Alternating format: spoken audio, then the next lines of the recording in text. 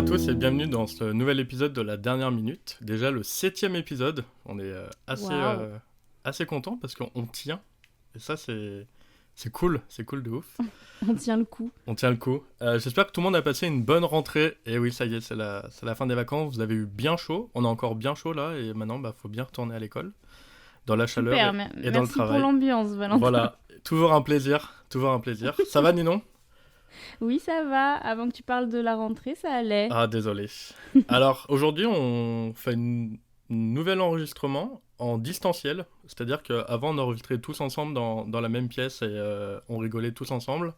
Là, on rigole tous ensemble, mais chacun de notre côté chez nous.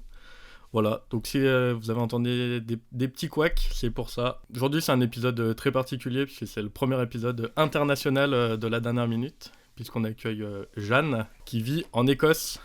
Qui vit en Écosse, mais qui est française. Donc international mitigé. La prochaine fois, vous prenez quelqu'un qui n'est même pas français. Ok, on va essayer, hein. C'est déjà bien, c'est tout ce qu'on avait. Ouais, écoute, voilà. Déjà bien. Je te laisse te présenter, Jeanne, un petit peu. Du coup, moi, je m'appelle Jeanne Michaud. Je vis en Écosse. Je suis traductrice professionnelle à mon compte, plus ou moins à mon compte, et également bibliothécaire pendant mon temps perdu. Oui, je dis parce qu'en fait, c'est pas vraiment mon métier, mais c'est ce que je fais actuellement. J'ai cru que tu allais dire c'est pas vraiment un métier. Oh, Valentin, il a les vénères là. Ça n'était pas ok. Un métier très ouf non plus, hein, mais c'est mon occupation. Mais toi, tu ne sais pas ce que fait Valentin dans la vie. Qu'est-ce qu'il fait, Valentin? Il est bibliothécaire. Oh, c'est bien. Mais du coup, je me sens rassurée. Je me sens légitimisée. Après, je pense, pour avoir vu ta petite bibliothèque à Inverness, je pense que Val, tu fais pas la même chose en plein Villeurbanne. Moi, je m'occupe que des DVD en plus, donc que du cinéma. Ouais, c'est une médiathèque. Ah ouais. C'est complètement différent. Moi, vraiment, c'est des petits vieux et des enfants que je vois. Hein. C'est pas un public, pareil. Hein. Ouais, tu me diras, oui, c'est vrai. Non, je trouve que c'est très cool. Objectivement, c'est très cool de bosser dans une bibliothèque parce que moi, le service qu'on offre, les gens ne payent pas. Et j'adore ça parce que je suis un peu anti-capitalisme, mon temps perdu. Comme YouTube, comme tous les trucs où on paye pas, je trouve ça très cool. Donc voilà. C'est pas une très bonne description de moi-même, mais au moins on aura couvert les bases. Trop bien, c'est la meilleure description, je pense. Hein. C'est pas mal. Alors, le mois dernier, quand il faisait encore si chaud et si beau, on a parlé de Mad Max avec Nico. Oui. C'était un bon épisode. Est-ce que, Ninon, tu peux du coup nous parler de la dernière minute du mois dernier? Oui. Et j'ai toujours pas dit le titre du film. Oui, alors du coup, le mois dernier, en fait, je vous décrivais la dernière minute de The Breakfast Club. Donc, le jeune homme que je vous décrivais avec l'écharpe et les mitaines, d'ailleurs, j'avais oublié les lunettes de soleil, oupsie. C'est John Bender, c'est le jeune rebelle du groupe d'adolescents du coup. Il regarde Claire partir et il ouvre sa main pour y regarder la boucle d'oreille qu'elle vient de lui donner. Il se l'accroche à l'oreille. Et puis on a le prof qui lit seul dans la salle la dissertation écrite par l'intello du groupe, par Brian, qu'on entend donc en voix off. On retrouve John sur le plan d'après qui traverse le stade du lycée et qui lève le poing en l'air, freeze et générique. Waouh, c'est fort. Voilà. Ouais, c'est fort. En vrai, c'est une image super forte, moi, je trouve. Ouais. En tout cas, qui a vraiment duré sur le temps. Derrière, tu montres l'image à un peu n'importe qui. Il y a plein de gens qui définissent directement, qui savent de quel film on parle. Je dois avouer, j'avais pas trouvé. Voilà, j'avoue. Et alors, on va t'excuser en disant que le teen movie, c'est pas ton créneau. Donc ça va. Quand tu m'as dit c'est Breakfast Club, j'ai dit je l'ai jamais vu. Du coup, je l'ai revu. Et en fait, je l'avais déjà vu, mais j'avais pas assimilé ce titre à ce film. Ah, ok. Voilà, très bizarre. Pour toi, ça s'appelait le rebelle, l'intello et la princesse. Pour moi, c'était genre un film random sur Netflix et du coup... voilà, Valentin. Oui, alors Ninon, t'as mis 5 sur 10 sur Sens Critique, donc s'il te plaît. C'est à Breakfast Club ? Ouais. Oh mon Dieu, je l'ai vu il y a si longtemps. Je t'ai expliqué, j'étais si dure avant sur Sens Critique. Donc, c'est l'histoire de 5 lycéens qui sont vraiment opposés et qui se retrouvent un samedi après-midi en col. Et au fur et à mesure de la journée, ils se trouvent des petits points communs, ils se disputent. Enfin, c'est un teen movie, quoi. Oh, le La dédain. condescendance. Mais en vrai, c'est un bon film, je trouve, quand même. Je trouve que c'est un bon Ah film. bah oui. Est-ce que vous avez des anecdotes d'heures de colle? Non. Nino, Moi, j'ai elle a pas jamais beaucoup été collée. Mais non. Ouais, moi, j'ai dû être collée une fois, je crois. Je me suis déjà fait sortir de cours, mais collée, ouais, une fois. Donc non. Ok. Oh là là, Un peu boring. Moi, je me Jeanne? suis fait coller une fois aussi, mais j'ai pas une anecdote d'heure de colle, mais plus une anecdote de pourquoi j'avais été collée. C'est ma prof de latin, parce que je lui ai dit que je voulais pas faire le test de vocabulaire. Vraiment, au début du cours, elle a posé un test de vocabulaire sur la table. J'ai dit non. Et elle a dit, ah bah si, sinon tu vas le faire en colle. J'ai dit non. Et du coup, je l'ai toujours pas fait en colle. Finalement, je me suis dit, elle va faire quoi? Me recoller pour que je le refasse pas? Elle va pas continuer, elle a bien compris quoi. Ah bah. Ah bah toi, t'as pas vu le film, Ouais, hein? c'est ça. Dans le film, les heures Tu de l'avais colle, pas vu à l'époque. C'était pas aussi. Ouais, j'avais pas vu. Et surtout, je pense qu'elle avait pas autant de haine De haine en Ouais. elle, ouais, Pion, c'est du ça. coup. Ok, Pas donc mal. vous Et étiez toi, assez Val? sage. Non, Et mais toi, dis-nous. tranquille, c'est moi qui pose les questions ici. Allez. Vas-y. Bon, alors, ceux qui me connaissent un peu savent que l'école, c'était pas trop mon truc et que j'étais un petit peu turbulent à l'école, donc j'ai eu écopé de quelques heures de colle, effectivement. Et je me souviens particulièrement d'une heure de colle avec Timothée qu'on avait reçu dans l'épisode sur la Cité de la Peur. Oh, C'était en classe de waouh. 5e exactement. Ça prouve qu'on se connaît depuis déjà quelques années. Hmm. On n'avait pas appris nos verbes irréguliers en anglais et on savait que la colle c'était juste fallait les recopier. Du coup on les avait copiés en avance et on est parti au bout de 5 minutes. Bah, moi, ça paraît Smart. assez bien. C'est une... Smart. Et il y Ouais. a aussi une fois au collège, c'était un mercredi après-midi donc c'était une plus grosse colle, c'était 3 heures. Le pion il voulait pas nous surveiller donc on a fait un foot. Attends. Il ne voulait pas vous En fait surveiller? il avait genre la flemme je pense de nous surveiller. Du coup genre tous ceux qui étaient collés on a fait un foot. Pendant 3 Vraiment, heures, vous avez fait un foot? Ouais. Putain. Le mec, il a même pas fait genre 1 heure de surveillance et après, Ah non, bon, mais allez, vraiment, cassez-vous. Je me souviens, on est arrivé, il nous a regardé, il a dit, c'est lourd un peu là. Foot. Ok, bah vas-y, fais un foot. Hein. Voilà. Et sinon, Incroyable. non, des trucs chiants, des heures de colle. Hein. On gratte des trucs et voilà quoi. Ok, joli. Mais vous étiez trop sage, c'est pour ça. Ah bah, en tout cas, moi, Ouais. de toute manière, par rapport au film, et je me le suis fait la réflexion quand je l'ai revu là, nous, ils n'avaient pas le droit de te coller un samedi de toute manière. Oui, Ah oui, oui, en oui. France, donc, ça se C'était fait genre beaucoup, 1 heure après les cours. Ouais. Ah non, c'était 2 heures en général, non? Les mercredis après-midi, ça se faisait bien, je vous Ouais, confirme. les mercredis après-midi et 1 heure Et les soirs? après Ouais. les soirs, ouais. Mais C'est ça. sinon, Moi, c'était un après, ils n'avaient soir. pas le droit de te coller plus sur d'autres zones, sur d'autres plages. Genre, tu restes pas 9 heures comme dans le film Oh, putain. en salle, quoi. T'imagines Ce qu'il dit. Ton père, il te dépose le samedi matin à 8h et il te récupère le soir à 18h. T'as fait quoi de ta journée? Bah rien, j'étais avec... J'étais en colle, Foot. quoi. Le but, c'est de rien faire, quoi. Le but, c'est vraiment de t'asseoir et de rien faire. Ouais, c'est les pires punitions, Exactement. quoi. C'est les pires punitions. Ouais. Donc le film il est réalisé par John Hughes, c'est un producteur, scénariste et acteur américain qui est principalement le réalisateur des teen movies dans les années 80-90. J'en ai relevé 2 que je connaissais et comme je suis pas un très grand connaisseur des teen movies, j'ai relevé Breakfast Club dont on va parler et La folle journée de Ferris Bueller qui est un film que Mhm. j'ai mangé quand j'étais gamin parce que mon père l'aime Si beaucoup. bien.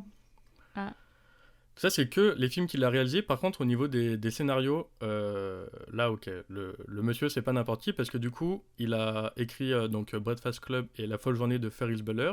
Il a aussi écrit le scénario de Maman, j'ai raté l'avion 1 et 2, Oh. qui sont des films que je mange littéralement Tous les ans. chaque Noël avec mon daron. Voilà, papa, arrête, on n'en peut plus. On les connaît. Il a aussi écrit Beethoven, Denis la Malice. Non, mais j'adore cette Ouais, mais il est dame. fort, hein. il Bébé est part en fort. vadrouille. Miracle sur la 34e avenue. C'est un petit film, mais il est vraiment bien. Les 101 Dalmatiens aussi. Oh, Euh, le live action? Le live action, le premier de 96. Oh, je l'adore. est Il trop a bien. fait Flubber aussi. Je sais pas si vous voyez ce que c'est, C'est Flubber. lui, Flubber? Flubber, Bah c'est lui si. qui a écrit le scénario. Avec c'est une espèce de petit monstre Tu sais, c'est un vert. truc de gelée vert avec Robin Williams. Putain, c'est vrai, tu connais pas Flubber? Putain, trop marrant. Ça, je l'ai bouffé quand j'étais gamine aussi. Ça me dit quelque chose là, comme tu nous le montres, mais alors je ne crois pas que je l'ai vu. Il a fait des gros trucs années 90 quand même. Ouais, Sixteen Candles Oh. aussi, qu'il avait produit, du coup, autre que Ferris Bueller's Day Off. Je sais plus comment ça s'appelle, Sixteen Candles en français, mais je crois que c'était aussi un des plus gros films teen movie et qui était centré sur une fille. Ouais, Et on en va fait, en parler il s'y après. attendait pas. T'inquiète, on va en parler. Donc il a fait Flubber en 97 et en 2001, il a écrit un film pour un réalisateur français Ah bon? qui s'appelle Jean-Marie Poiret. Oula. Le film s'appelle Les Visiteurs en Amérique. Quoi? Voilà. C'est lui qui a écrit le scénario des Visiteurs en Amérique. Donc Mais voilà. alors ça, c'est quoi? C'est le 3, non? C'est le 3 en fait. C'est pas genre le pire? En fait, il y a eu le 1 qui est genre ok, il y a le 2 qui est genre je m'en souviens pas. Et les Américains, ils étaient en mode bah c'est trop bien les visiteurs, on veut une version américaine. Et du coup, eh ben, Jean-Marie Poiret, il a dit ok, mais c'est moi qui le réalise, mais c'est les Américains qui l'ont écrit. Vous savez, les Ok. Américains, ils veulent leur version de tout. Hein. C'est comme Funny Ouais, mais Game, grave. c'est comme Bienvenue chez les Ch'tis. Bienvenue chez les Ch'tis. Il y a LOL. Lol. Intouchable, voilà. Enfin, Ouais. Ah ouais, Intouchable aussi, putain. Bah, ils Voilà. peuvent pas regarder Ouais. un film en français sous-titré, voyons. Bah non, ça serait dommage. Et eux, ils savent pas faire de voice-over. Donc, Du doublage, ouais. Donc il produit aussi tous ses films évidemment, donc ce qui fait que ben il est fort et il se met bien parce que c'est des films qui rapportent quand même pas mal d'argent. Et est-ce que vous savez qui joue dans Breakfast Club? Oui, c'est le père d'un des... C'est à la fin ou un truc comme ça, j'avais vu, je me rappelle. Ouais, c'est le père de Brian. Et on le voit dans la voiture en fait. Moi, j'avais Le vu père son de nom, Brian Ouais. dans les acteurs au générique et je me suis dit, ah ouais, du coup, il joue dedans, il s'est mis dedans. Mais c'est sa mère qui le dépose, Ouais, mais c'est son père Brian. qui vient le chercher, je C'est son crois. père qui vient le Ah, chercher. je me ouais, souviens c'est pas ça. de ça. Ok. Voilà. Ok, très bien. Bon, hélas, il est décédé en 2009 à New York. Et on voit que c'est quelqu'un qui a assez bien marqué le cinéma parce qu'il y a beaucoup dans le cinéma des hommages à lui. Par exemple, dans Spider-Man Homecoming, eh ben, Spider-Man, il traverse des maisons. C'est une référence à la folle journée de Ferris Bueller qui est d'ailleurs projetée sur une des télévisions dans le film. Voilà, il y a plein de petits hommages comme ça. Il y a beaucoup d'épisodes de séries qui lui ont été dédiés lorsqu'il est décédé. Dans le film Sex Academy, il y a beaucoup d'allusions qui sont faites à Breakfast Club. Et par exemple, le lycée, il porte son nom, qui s'appelle John Hughes High School. Voilà, c'est plein de petits détails. Et il y a une des actrices aussi qui fait une apparition dedans. Et je crois en anglais, Sex Academy, le titre c'est Not Another Teen Movie. Gros monsieur quand même, John Hughes, qu'on Bah connaît ouais. quand même pas beaucoup en fait. On a vu beaucoup de ses films En quand on était France, enfant, ouais. mais c'est un très très gros monsieur. Hmm. Un gros monsieur. Un gros monsieur. grand Un grand monsieur, excusez-moi, pardon. Je me comprends avec mes propres mots. Donc dans ce film, il n'y a que, entre guillemets, 6 acteurs principaux.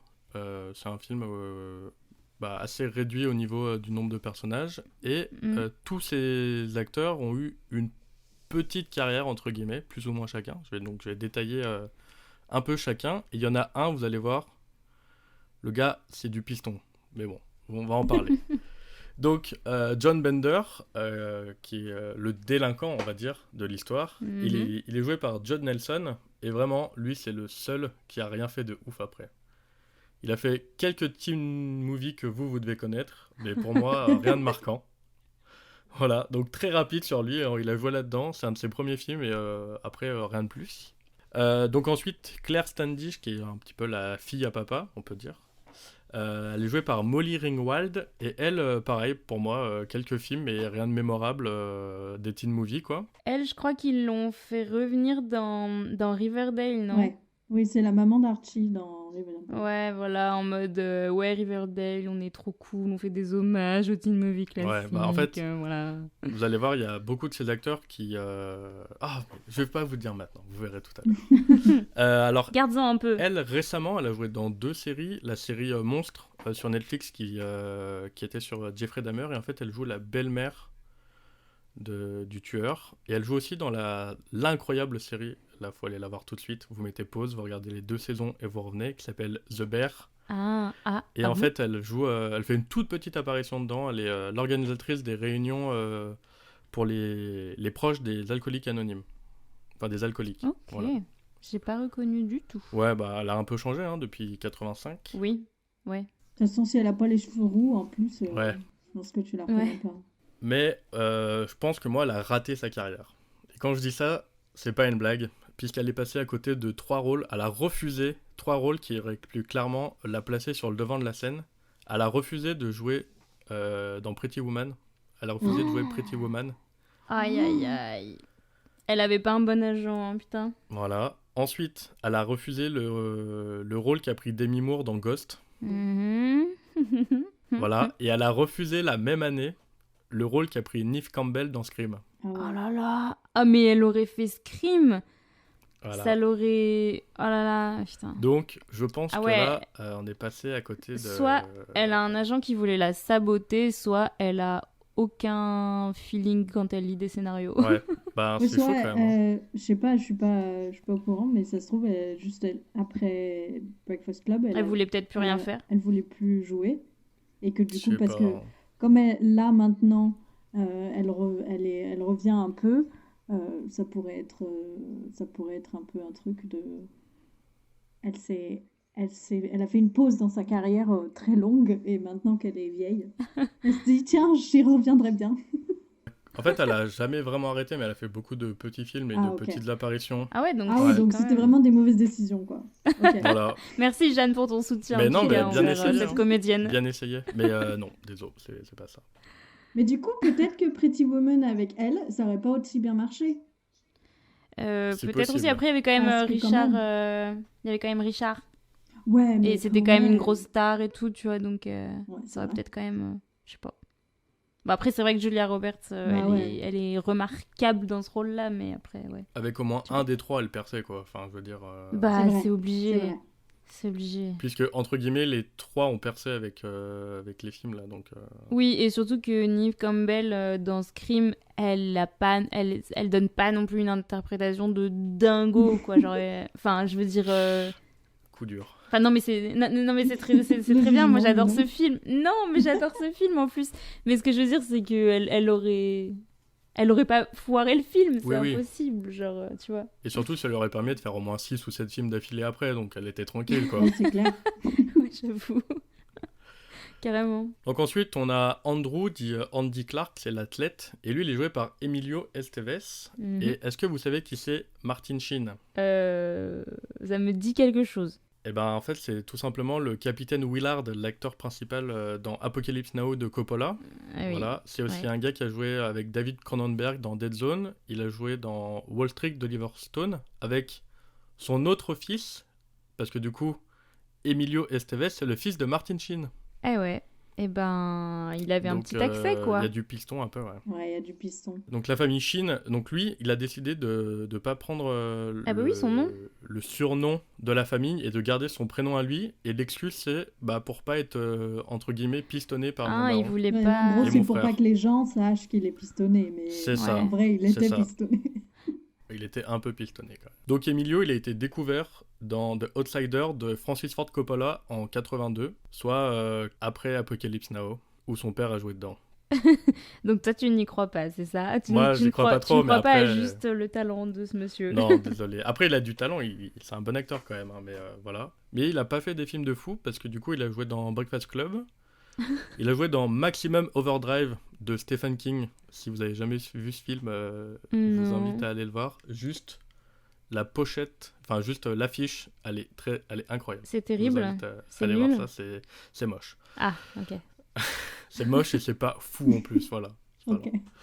Ça Ensuite- m'encourage à aller le voir. Ouais, mais allez le voir. Allez le donne voir, très c'est- envie. C'est cool. Ensuite, il fait une petite traversée du désert où il fait des films qui passent vraiment inaperçus.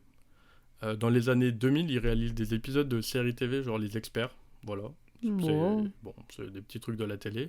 Et en 2006, il réalise le film choral Bobby, qui c'est sur l'assassinat du président Kennedy. Et là, apparemment, le film, alors moi, j'en avais jamais entendu parler, mais il a bien marché, surtout à la Mostra de Venise, qui se passe actuellement d'ailleurs. Ah oui, c'est vrai. Et donc ça a été un espèce de petite étape dans sa carrière. Et après, il est reparti faire des petits films dans l'ombre. Voilà. Mhm. Bon. Donc il aurait peut-être dû prendre le nom de son père. Oh, je sais pas, ça aurait bien changé. Non, mais il a fait quelques petits trucs. Il est pas... Enfin, j'allais dire, il est pas tombé dans l'oubli un peu, mais... mais il a quand même travaillé, on va dire, après. Ensuite, nous avons Brian, donc Brian Ralph, le surdoué, qui est joué par Anthony Michael Hall. Et lui, il a été découvert par John Hughes parce qu'il a joué dans 4 de ses films entre 1983 et 1985. Donc ça turbine là, les tournages, voilà. Du coup, je vais vous livrer une première anecdote sur le film, c'est que Stanley Kubrick, il était fan du film. Il paraît qu'il l'aurait vu 4 fois au cinéma. Mais non. Oh. Alors, c'est ce que j'ai trouvé sur internet et j'ai vu plusieurs trucs qui en parlaient. Et en fait, il était particulièrement épaté par la performance de Anthony Michael Hall, au point qu'il lui a proposé le rôle principal de Full Metal Jacket. Oh, waouh. Ah ouais, quand même.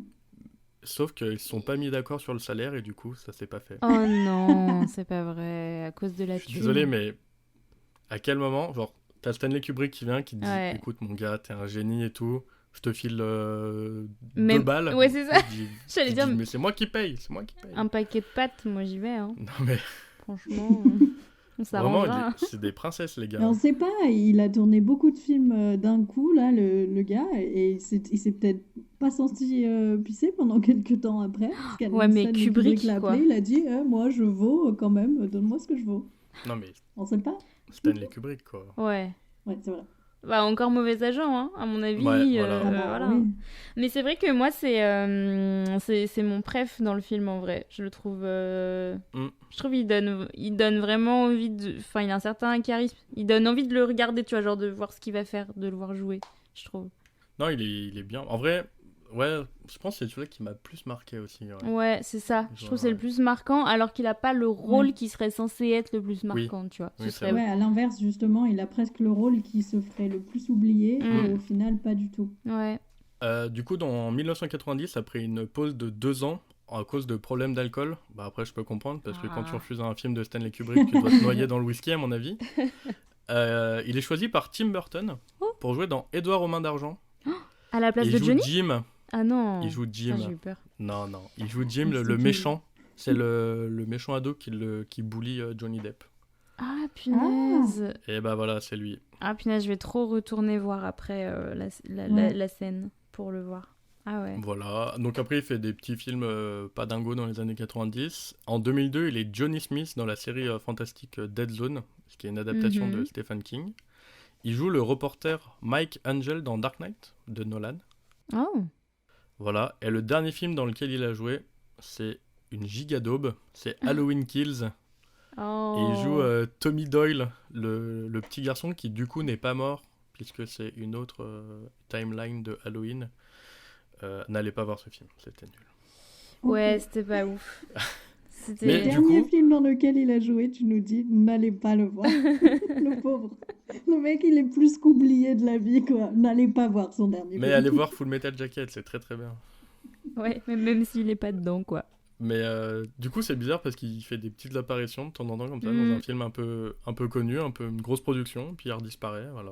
Bon, Ouais, ok. c'est triste. Donc la dernière actrice de ce cercle de 5 enfants, c'est Alison Reynolds, dit la détraquée. C'est un peu horrible Ouais, de mais l'appeler comme ça. ça dépend des trades, mais moi j'avais la C'est la trad tarée française. Ouais. ou la folle.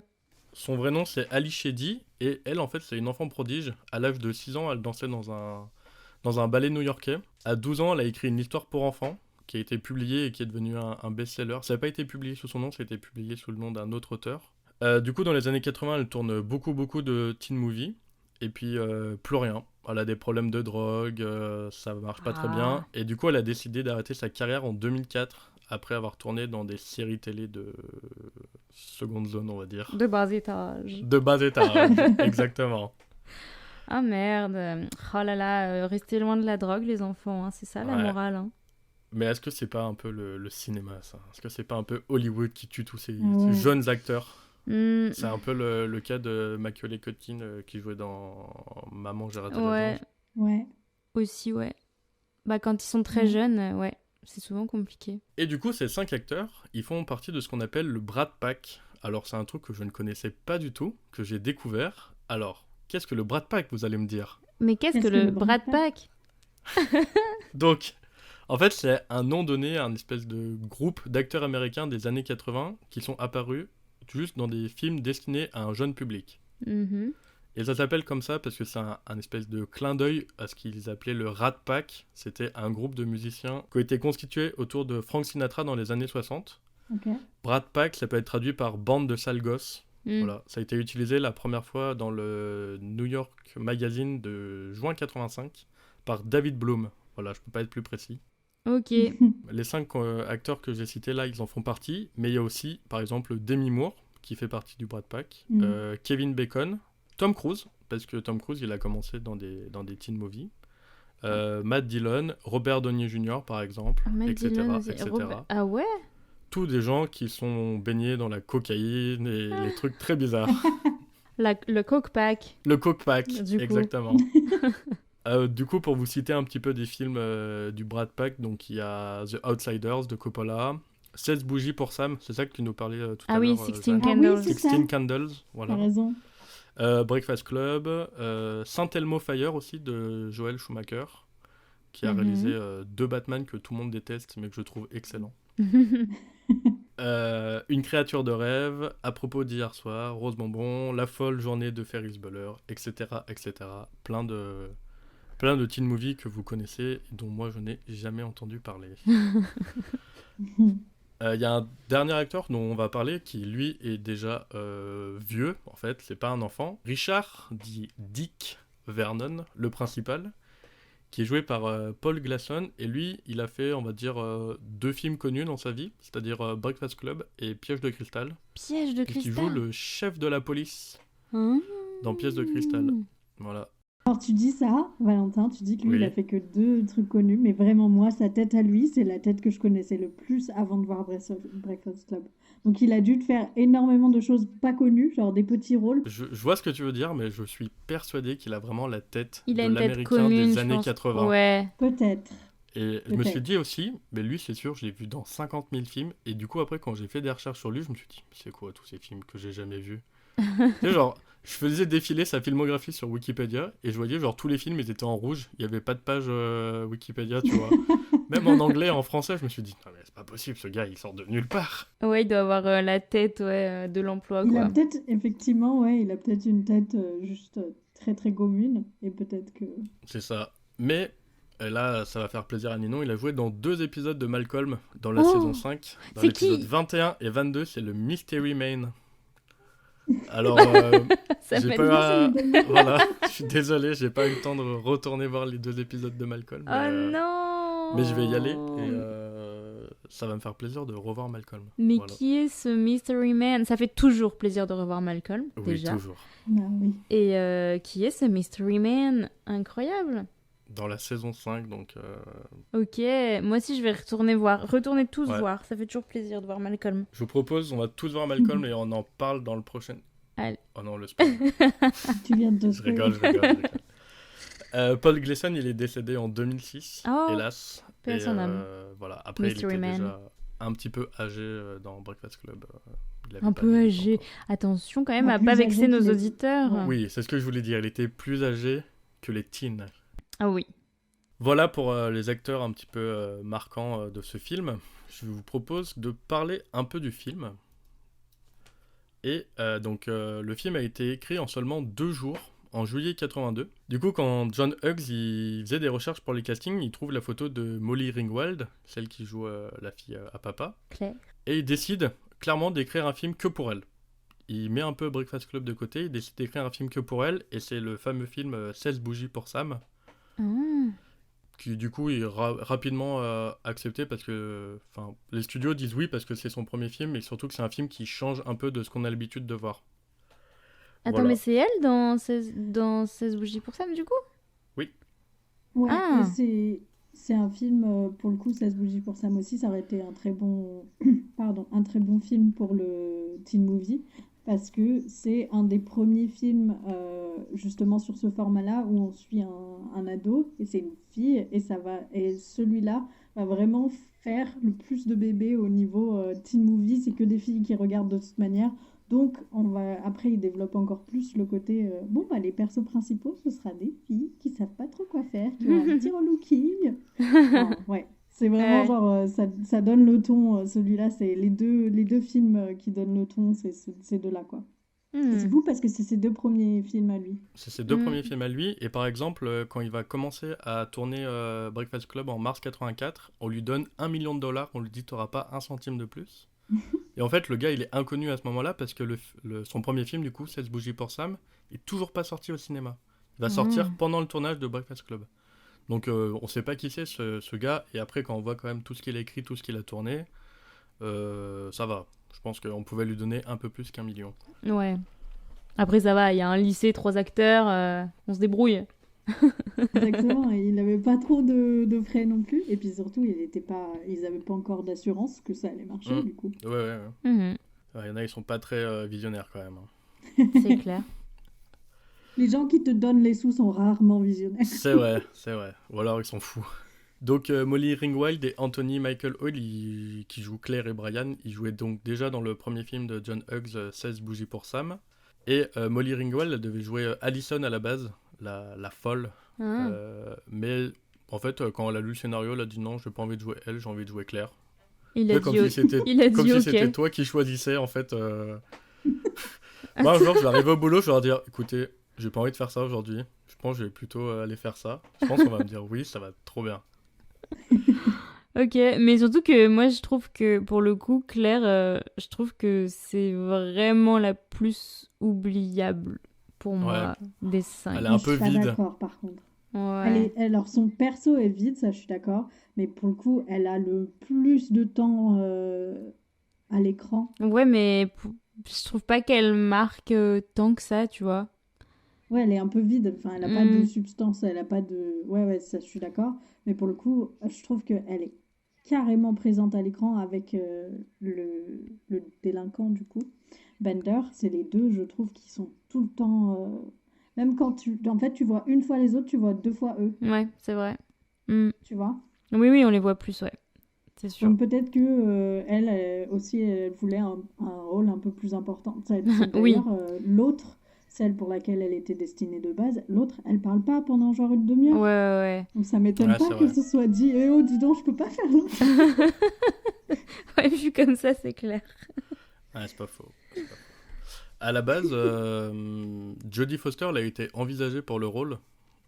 Ça aurait Après, il été faut tellement bien. recontextualiser qu'en 85, Jodie Foster, personne ne sait qui c'est, hein. Ouais, mais elle est trop forte, ça aurait été trop bien. Non, mais là, on dit ouais, ça aurait été trop bien et tout, mais à l'époque, personne ne sait qui c'est, quoi. Bah, C'est vrai. ouais, mais ça aurait été trop bien parce que maintenant on sait que c'est Jodie Foster et que du coup ça Oui, aurait forcément c'est ça. été bien, tu vois. Elle est forte, Voilà. elle. Ouais.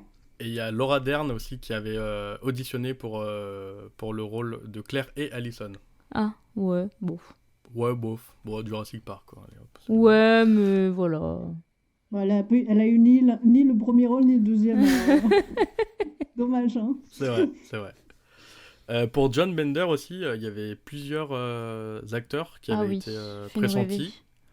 Alors, Nicolas Cage, Oh, j'achète! Je veux! voilà. Jim Carrey, un peu Ah. bizarre. Oh, un peu bizarre, ouais. Voilà. Et il y avait aussi, bah, du coup, Emilio Estevez, mais qui, du coup, lui, va incarner l'athlète Andrew.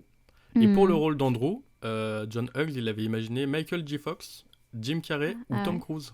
Ah bah ouais, bah Tapé sur tellement de choses différentes. Tom Cruise, Ouais. ça aurait bien marché, évidemment. Alors, en fait, Qui- en écrivant tout ça, j'ai réfléchi, je me suis dit, là, nous, c'est des noms qui nous parlent. Et en fait, je pense que les acteurs qu'il a pris, c'était des noms qui, à l'époque, lui parlaient. C'est des acteurs, par exemple, Tom Cruise, Jim Carrey, qui sont devenus connus, genre un tout petit peu après. Ouais. Alors que, par exemple, Emilio Estevez, il avait déjà tourné avec lui, il était déjà, entre guillemets, connu de lui, tu vois. Ouais. Mm. Plus... Voilà. Ouais, c'est vrai. Ouais. Et du coup, je pense que c'est là-dessus que ça a dû faire un petit peu... Parce un qu'après, petit peu- Tom Cruise, il avait fait Risky Business à peu près dans les mêmes années, mais c'est peut-être un peu après. C'est un peu après, je pense. Je me souviens plus de la date, mais Tom Cruise, en vrai, ça aurait marché de fou pour Oui, ce bah, rôle-là. dans Outsiders de Coppola, ça marche bien aussi, hein. Mhm. D'ailleurs, on le reconnaît pas, mais... Jim Carrey, quand même, un peu plus bizarre comme choix. Enfin, maintenant qu'on connaît le Jim Carrey, quoi, qui fait des grimaces et tout, mais Ouais. un peu plus. Mais bon, il aurait pu faire marcher le truc, je pense. Mais Mais il aurait peut-être pas eu la même carrière après. De comique. Ouais, ça aurait ouais, peut-être- c'est vrai. c'est vrai. Voilà, donc pour les castings et tout. Et pendant le tournage, c'était pas la folie non plus, puisque Judd Nelson, celui qui incarne John Bender, en fait, le délinquant, il a failli se faire virer 2 fois du tournage. Ouf, c'était un vrai délinquant. Ouais, j'allais dire, il était réellement délinquant. Mais en fait, il était réellement dans son personnage, puisqu'il a harcelé constamment Molly Ringwald, parce que qui disait c'est ma volonté de travailler mon personnage en dehors des scènes, comme Ouais, ça je sors pas du d'accord. personnage, le travail, Mais- nanana. Mais quel gros blaireau. Voilà. Voilà. Et l'autre raison, Ah là là. c'est parce qu'en fait, il était tellement dans son personnage que sur les prises, il arrêtait pas de bouger dans tous les sens et il sortait du cadre. Oh, Tout le mais temps. quel gros Il arrêtait relou, pas de sortir. putain. Voilà, donc le tournage était genre méga relou, méga chiant.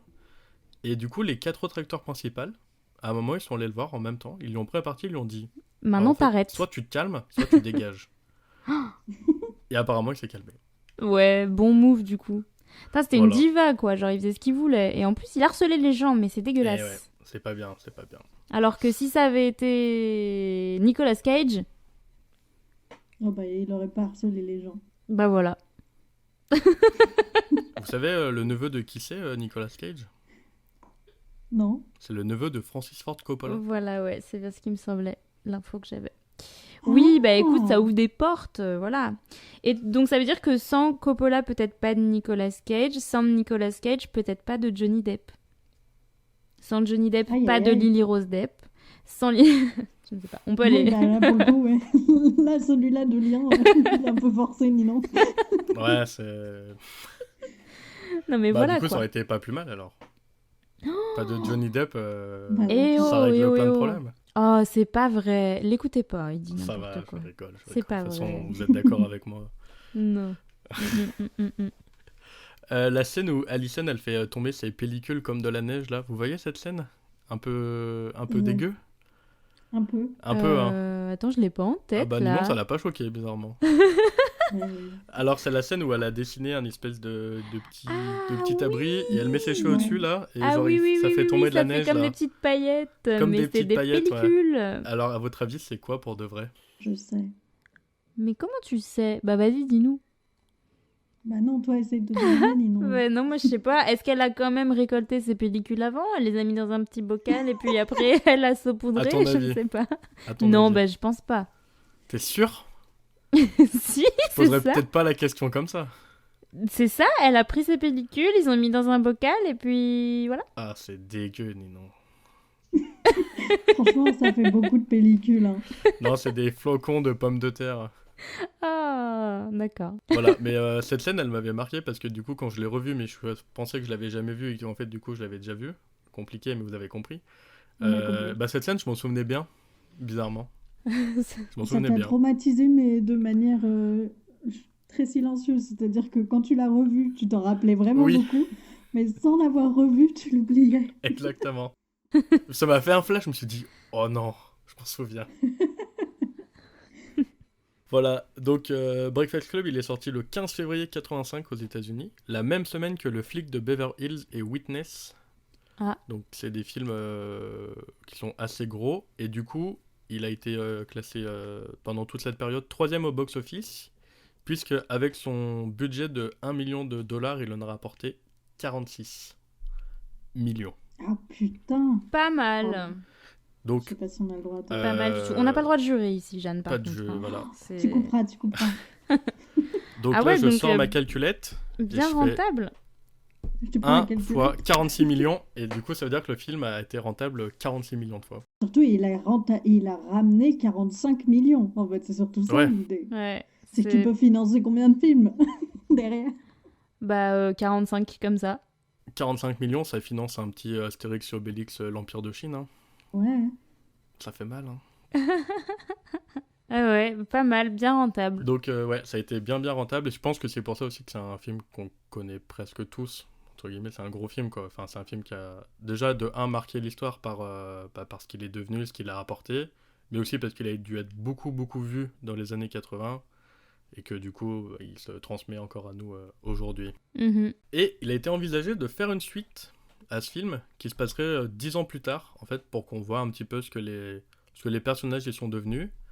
Et Jude Nelson et Molly Ringwald, hein, je vous signale qu'ils étaient pas très potes, et ben en fait ils ont dit non, on va pas retravailler ensemble, ça va pas le faire, donc il y aura jamais de suite. Même moi, je sais pas si c'est un truc que j'avais lu quelque part ou que quelqu'un m'avait dit, mais on m'avait dit, ou je sais plus exactement, que c'était à la base, quand ils avaient écrit le film, c'était censé même être une série de films où suivraient les persos, même après le lycée, en fait, et que c'est pour ça que ça commençait au lycée. Ok. Et du coup, Ah. le teen movie était né sans vraiment avoir Hmm. une volonté de faire un teen movie, mais plus des films sur la vie des gens.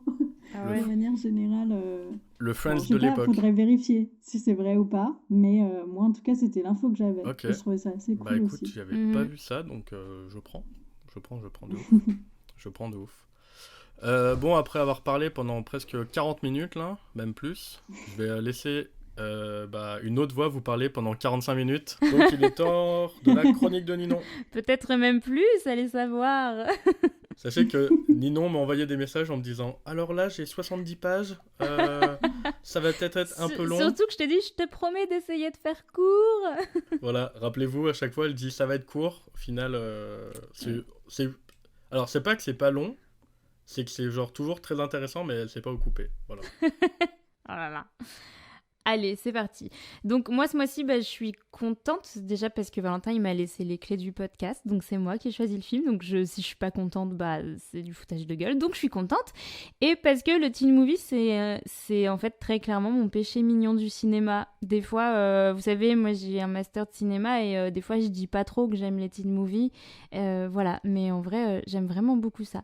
Et pourtant, en commençant à travailler sur Breakfast Club, je me suis rendu compte que malgré le fait que j'aime bien ça et que j'ai 5 ans d'études théoriques du cinéma, j'avais pas vraiment de référence théorique pour l'analyser vraiment sérieusement. Et en fait, il y a une raison assez simple à ça, c'est que le teen movie, globalement, c'est pas hyper respecté ni reconnu par la critique et la théorie institutionnelle, on va dire. C'est une appellation qui est connotée un peu négativement à la base parce que c'est plutôt un objet à grand public, donc évidemment, en général, c'est pas autant mis en valeur par les critiques. Donc j'ai quand même trouvé un bouquin français qui traite du genre, ça s'appelle, attention, Les Teen Movies. C'est écrit par Adrienne Boutan et Célia Sauvage, et je le précise parce que il a été ma principale source pour les infos un peu historiques que je vais vous partager. Vous avez vu comme on bosse quand même à la dernière minute. Oh là là, on lit des livres. On achète des livres, on lit des livres pour vous, on imaginez. lit quoi. Incroyable. Moi, je suis très impressionnée du niveau de professionnalisme. Merci. Ah, merci. Merci Jeanne. Les Américains, oui, ils ont forcément plus d'ouvrages à ce propos parce qu'on est sur un genre fondamentalement américain. On va en reparler un peu plus tard. Et s'il y a peu de choses sur le teen movie, ou en tout cas depuis peu, on va dire, sur le temps d'existence du genre, c'est parce qu'il est longtemps jugé illégitime et multiforme, donc ça fait de lui un espèce de genre qui en est pas vraiment un, ou plutôt qu'il y en ait plusieurs, et en fait l'axe pour envisager le teen movie, il est pas hyper évident.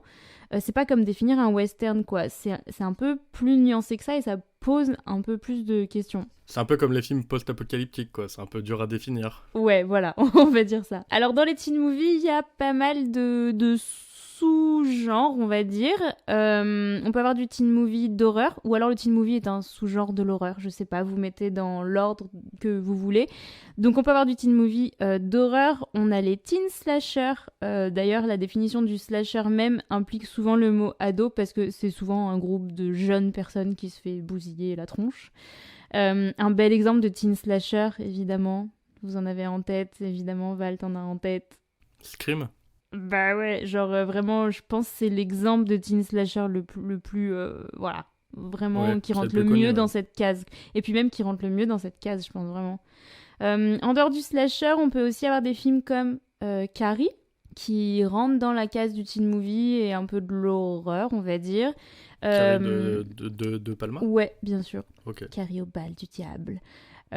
Plus tard, il y a des teen movies un peu basés, pas vraiment horreur, mais avec The Craft, où c'est des sorcières. Encore plus tard, on a Jennifer's Body, par exemple. Et encore plus récemment, des films un peu dans la même veine avec All Cheerleaders Die ou The Babysitter, des trucs comme ça. Le pire, c'est que j'ai tout vu. On peut Sachez avoir quand même du... qu'à une époque, avec Ninon, on se voyait genre une fois par mois et on regardait Scream. Et on a presque tout vu. Ouais, il nous en manque un encore. Il Le nous en manque dernier. un, ouais. Il nous manque le dernier. Ouais. Parce qu'à la base, on avait fait ça pour aller voir le dernier au ciné. Et en fait, on a mis trop de temps à les voir. Et C'est ça. on l'a raté au ciné. C'est sans fin Scream en même temps, vraiment. Ouais, c'est un peu long, ouais. On peut avoir du teen movie aussi, évidemment, en mode comédie romantique. J'ai appris un terme que je ne connaissais pas, le chick flicks. Donc, en traduction bien sexiste, les films de filles. C'est En pas gros. Super. Non, je ne connaissais pas du tout ce terme. Et donc, du coup, souvent, c'est un peu associé au teen movie aussi. Il y a une limite un peu floue, quoi, entre le teen et le chick flicks, de ce que j'en ai compris. Donc c'est des films qui s'adressent à un public féminin et plutôt jeune. Et alors dans le teen romantique, pour le coup, il y en a à l'appel. Moi, je vais citer ceux qui me viennent en tête, ok ? C'est une liste non exhaustive. Tout de suite, j'ai pensé à Comme Cendrillon, voilà, me jugez pas trop fort. Ce dont rêvent les filles, Elle est trop bien, évidemment Twilight. On ne peut pas parler de teen romantique sans parler de Twilight. Qui est entre le teen vampire, parce que oui, il y a aussi le sous-genre du teen vampire et le teen romantique. Et il y a un peu un truc avec les ados et les monstres, parce qu'il y a aussi, en 85, il y a Teen Wolf aussi. Oh, oui, c'est bien Et ouais, avec Michael J. Fox. C'est un peu le spin supernaturel, en gros, qui, je trouve, mélange presque le teen horreur, le teen romantique. Du coup, tu fais plus et tu as un petit égal, c'est le teen supernaturel. Genre, c'est juste assez flippant, entre guillemets, pour que ça rentre un peu dans l'horreur, et juste assez, même presque drôle, pour que ça rentre dans le romantique et la comédie romantique. Ouais, c'est vrai. Et puis après, on a du teen movie comédie tout court. Et là encore, il décline encore en plusieurs sous-genres. Vraiment, ça s'arrête jamais. Et à mon goût, c'est là que se trouvent les meilleurs teen movies, dans juste les comédies. Donc on va trouver évidemment Mean Girl, Lolita malgré moi en français, 10 bonnes raisons de te larguer. Vraiment, la liste, elle pourrait être super longue et surtout, elle pourrait remonter bien plus loin que... Parce que là, moi, je cite des trucs 90-2000, mais en vrai, on pourrait aller chercher déjà dans les années 80. Moi, j'en cite vraiment que quelques-uns. Et même donc dans la teen comédie, on a encore un sous-genre qui est la teen sex comédie. Oula. Et là, là, vous pouvez tous me citer... Allez, tous les enfants des années 90-2000, ils peuvent quand même me citer la teen sex comédie la plus connue de l'univers, finalement. Oui, Exactement. Il y a Val qui vient juste de tendre le bras et de nous sortir 2 DVD de American Pie. Bien sûr que oui. Et alors là, autant vous dire qu'aux États-Unis, pour pas mal de gens, c'est un problème, American Pie, parce que... Et en fait, plus généralement, la teen sex comedy, parce que ils ont un peu du mal à classer ces films-là, parce que c'est pas des films pour adultes, mais en même temps, on y parle de sexe et on le voit de manière quand même assez explicite. Alors, c'est pas de la pornographie, mais c'est quand même... voilà. Et pourtant, c'est fait pour les ados. Et donc, on considère un peu que c'est des pauvres petits cerveaux manipulables et qu'il faut pas les polluer avec des idées obscènes. Alors, forcément, leur proposer un film que eux seuls peuvent voir, oui, parce que je vous mets au défi à 15 ans de mater American Pie avec vos parents. Voilà. Donc alors, forcément... même à 30, hein, je pense que... voilà, jamais en fait. Tu sais, même, je pense, ouais, même aujourd'hui. Hein. Ouais. Donc forcément, leur donner comme ça des objets cinématographiques un peu que pour eux et qui parlent de sujets comme ça, en fait, ça donne beaucoup de liberté aux ados et on perd un peu le contrôle. Et ça, les parents américains, ils sont moyens pour. Voilà. Le puritanisme. Un petit peu, voilà. Et pour finir sur les déclinaisons du teen movie, on le trouve évidemment en comédie musicale, il y a Grease, il y a School Musical plus tard, parce que Grease c'est 78 quand même, c'est quand même bien vieux, je le voyais moins vieux que ça dans ma tête. C'est vieux quand même. On le trouve aussi en drame, parfois il y a le cinéma d'auteur aussi qui s'empare du genre, là encore une fois, il y en a plein d'autres, mais moi le premier qui m'est venu c'est Elephant de Gus Van Sant. Ah ouais. Ça rentre, pour moi, ça rentre quand même dans la case, quoi. Mais alors, est-ce que là, du coup, on peut dire que c'est genre du teen d'auteur ? Ben ouais, c'est du teen drame. Ok. Pardon, il y avait une blague que j'ai pas compris. Mais non, il y avait aucune parce blague, qu'il y a c'est vraiment... Jeanne qui rit, du coup je dis ça. C'était vraiment une question très sérieuse, quoi. Bah ouais, le teen d'auteur, moi je suis pour, vraiment. Et puis donc, comme je vous dis, il y a carrément des catégories dans les catégories. Il y a le Teen Beach Party Film, donc tout ce qui va se passer en camp de vacances, voilà, tout ça. Le High School Movie qui va être vraiment exclusivement au lycée, enfin voilà. Bien plus récemment, on remarque aussi le teen de super-héros. Enfin, vraiment, pour un genre peu reconnu par la critique, il est quand même hyper prolifique. Et encore plus maintenant, je trouve qu'il y a un peu... sur Netflix, il y a un peu une obsession avec le monde teen, je trouve, et toutes les séries en ce moment. Et en plus, avec le phénomène sortie Netflix, et donc, tu sais, tout le monde regarde ce qui sort en même temps. Netflix, ça fait vachement ça. Et ben en fait, je trouve que des fois, les contenus teen, ils sont consommés aussi par les darons. Ah bah oui. Parce que tu vois, ça... Et alors qu'à une époque, pas du tout, genre... Le dernier exemple en date de ça, pour moi, c'est... du coup, je sais pas si ça s'appelle juste Mercredi en français, Ouais. mais la gamine de la famille Adams, qui à la Ouais. base était quand même des films sur la famille Adams. On n'a Oui. jamais vraiment fait juste elle. Ouais. Et là, pour le coup, c'était clairement du... Et puis ça jouait sur les clichés des teen movies et des Carrément. teen séries. Même maintenant, ça se décline vachement au niveau des séries et tout. Ouais, carrément. Il y a beaucoup de séries et c'est exactement l'exemple que je me suis noté entre parenthèses, c'est Mercredi. Pardon. Parce que, ben non, mais c'est... En fait, c'est parce que c'est hyper flagrant. Moi, quand on m'a dit, même quand on m'a dit ça va être axé sur Mercredi, je me suis dit trop bien, mais jamais je me suis dit qu'on allait pas voir la famille, qu'elle allait juste être à l'école. Et en fait, ils ont trouvé le moyen de faire du teen, quoi, avec ça. Et oui, les darons et tout, ils ont consommé aussi Mercredi, tu vois, alors que comme tu dis, c'est des codes de teen movie à fond, enfin... Donc voilà, c'est marrant, il y a un peu une hype comme ça en ce moment. Et je pense qu'ils ont même mieux aimé que nous. Enfin, moi personnellement, j'ai pas spécialement bien aimé la série. J'ai trouvé un peu. Ouais, je pense que moi j'étais j'ai été plus très la déçue cible ni le aussi, ouais. public. Mais je pense que ils ont plus aimé que nous. Je sais pas, peut-être que pour les adultes, maintenant que le teen movie est... Parce que là, on est sur du teen movie quand même soft, on n'est pas sur du American Pie. Peut-être que du coup, ils trouvent ça bon enfant, maintenant que le genre est un peu plus démocratisé et tout. Je sais pas. Ouais, c'est possible. Après, je pense à mon père qui nous montre Maman, j'ai raté l'avion chaque année. Oui, ça c'est vraiment bon enfant pour le coup. J'ai peut-être pas les bons exemples aussi. Alors du coup, comme vous aurez remarqué, on parle de teen movie et en fait même à l'analyse en France, on garde l'appellation anglo-saxonne parce que, et c'est là que Jeanne va nous éclairer de ses lumières, mais c'est vrai que techniquement on saurait pas vraiment comment le traduire. Est-ce que c'est du film pour ados ou du film avec des ados? Et pour des Français, en fait, la question peut se poser quoi. Bah moi, ce que je vois surtout, c'est que ça met Jeanne au chômage parce qu'il y a rien à traduire. C'est bien vrai. Ouais, bah du coup, alors en fait, finalement, ma présentation de moi-même était un peu nulle, même carrément nulle, parce que du coup, j'ai même fait des études d'anglais. Et dans mes études d'anglais, on avait des modules où on discutait des fois de choses autres que les choses très sérieuses. Et on a parlé du teen movie, ou du moins des films, de l'industrie du film en Amérique. Et effectivement, le teen movie, c'était un des seuls trucs qui n'est pas traduit. Et en fait, c'est un... Alors, en tout cas, l'hypothèse de mon prof de l'époque, c'était que c'est un genre qui n'est tellement pas reconnu et qui n'a été nommé que très tard. Et donc, du coup, en fait, on était déjà dans un processus en France où on adorait tout ce qui est américain, on adorait l'anglais, on mettait des mots anglais dans les phrases françaises sans problème et tout. Donc, en fait, puisque le concept est quand même assez facile à comprendre, même quand tu connais pas beaucoup de mots d'anglais, parce que teen, bah, en général, Ouais. ou même si on doit te l'apprendre, tu l'apprends que teen, c'est ado, et movie, bah, movie, on le connaît tous. Donc, en fait, il n'y a même pas eu besoin de le traduire. Et du coup, ils l'ont juste pas fait. Comme plein de mots qui, au fur et à mesure, maintenant, ne se font plus traduire et on s'y réfère juste en anglais, en fait. Ouais.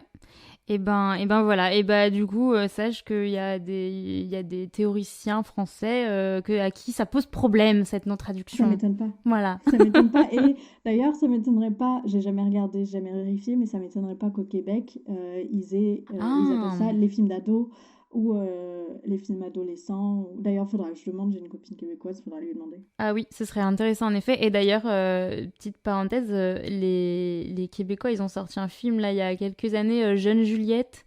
Vraiment, je sais pas si vous l'avez vu, mais c'est vraiment du teen movie à la québécoise qui reprend des codes. Vraiment, c'est à mi-chemin entre la France et les États-Unis, mais il est super ce film. Il est trop trop bien. Regardez. Ouais, quand on aime bien le teen movie, et là on est à mi-chemin entre le teen movie d'auteur justement, et il est trop chouette. En tout cas, s'il y a des Québécois qui nous écoutent, on vous passe Ah le oui. bonjour et n'hésitez pas à nous dire du coup Film d'adolescent. dans les commentaires, voilà. Très bien. Alors, aujourd'hui, vous allez remarquer que je suis un peu plus axée point historique que d'habitude, mais parce que vraiment, je trouve que c'est important de voir d'où ça vient, le teen movie, et parce qu'encore une fois, c'est un phénomène qui est moins évident que d'autres genres cinématographiques, même par rapport à sa naissance, je trouve. Alors, vous vous souvenez que le mois dernier, je vous parlais du film d'exploitation avec Mad Max, pour ceux qui ont écouté l'épisode de Mad Max. Donc, petit rappel, les films d'exploitation, c'est tous ces films de série B à petit budget qui sont faits pour engranger un maximum d'argent, vite fait et plus ou moins bien fait, et qui choquent souvent dans les thèmes abordés ou dans la forme. Et bah, le teen movie, au départ, ça appartient aux films d'exploitation. Vraiment, c'est reconnu, c'est du film d'exploitation. 45 millions de dollars de bénéfices. C'est ce que j'allais dire finalement, Voilà. ça m'étonne pas parce que surtout Ouais. comme ça a été produit au tout début, bah, en fait t'avais 5 acteurs, une pièce et un couloir dans un lycée. Enfin, vraiment t'avais pas non plus autant de frais que d'autres genres de films. Ouais, et bah voilà, ça rentre dans le film d'exploitation. Et donc pour placer un peu le contexte dans lequel émerge le teen movie, déjà la figure de l'adolescent, sociologiquement, en fait, pour faire très court, elle apparaît en après-guerre. Avant, il n'y a pas d'ados, il y a des enfants et des adultes, et sociologiquement j'entends. Et en fait, en après-guerre, la culture elle va commencer à opérer un peu une séparation entre les adultes et les très jeunes adultes, donc les ados. On s'habille plus comme son père et sa mère, on n'écoute plus la même musique, on sort plus aux mêmes endroits, etc. Parce qu'il faut se dire qu'avant, c'était pas vraiment le cas, quoi. Un peu au même moment, le cinéma américain connaît son âge d'or, mais en même temps, il commence aussi à subir la concurrence de la télévision qui arrive dans les foyers.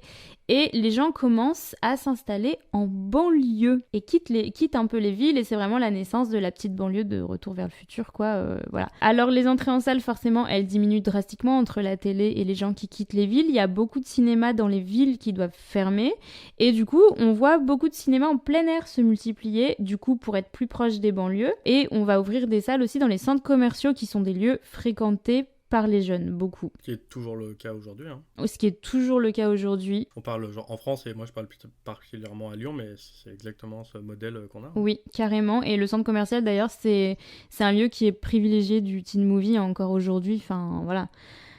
Et en effet, ouais, même dans la vraie vie, ça se voit. En tout cas, en France, ouais. Et donc, c'est dans ce contexte-là qu'émergent les films d'exploitation destinés aux ados. Et en fait, ils sont faits pour être diffusés dans les drive-in, pour amener du monde, voilà, dans les projections, quoi. Et puis, un peu plus tard, dans les années 80, ils seront projetés dans les premiers multiplex, du coup. Donc, pareil, on est toujours dans cette logique, quand même, de ramener un peu d'argent, quoi, finalement. Et donc, quand le teen movie était relégué aux films d'exploitation dans les drive-in, on parlait même de teensploitation. Et il y avait plein de déclinaisons comme ça. En fait, on parlait de carsploitation aussi pour genre Mad Max, typiquement. Ce serait du carsploitation. C'était ces films de bagnole où il n'y avait pas vraiment d'histoire. C'était juste des voitures qui se faisaient la course, quoi, en gros. Du coup, Cars aussi. Ah, t'as déjà fait la blague avec Cars. Fast and Furious.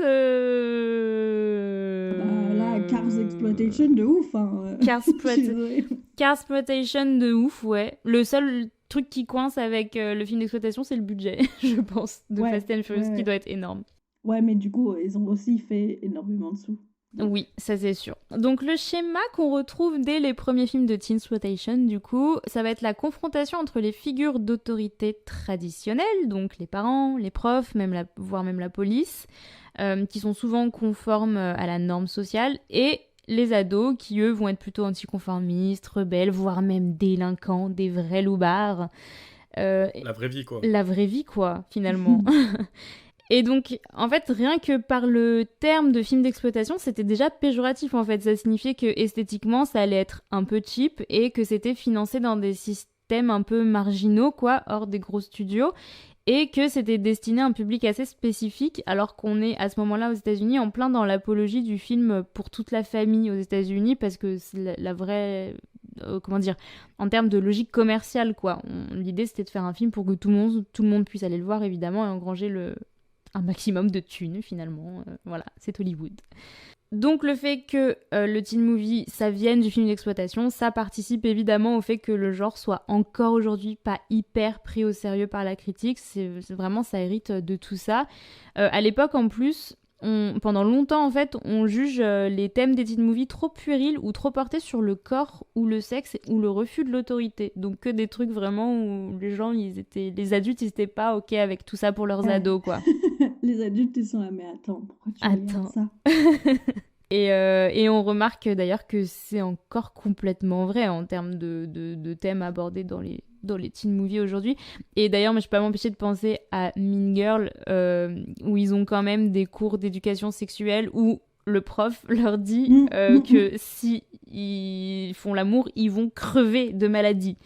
Donc vraiment, je trouve qu'il y a vraiment tout ce truc un peu de... Enfin voilà, ça c'est l'Amérique un peu plus puritaine, on va dire. Donc, dans ces premiers teen movies, souvent, c'est des ados en perdition. C'est vraiment...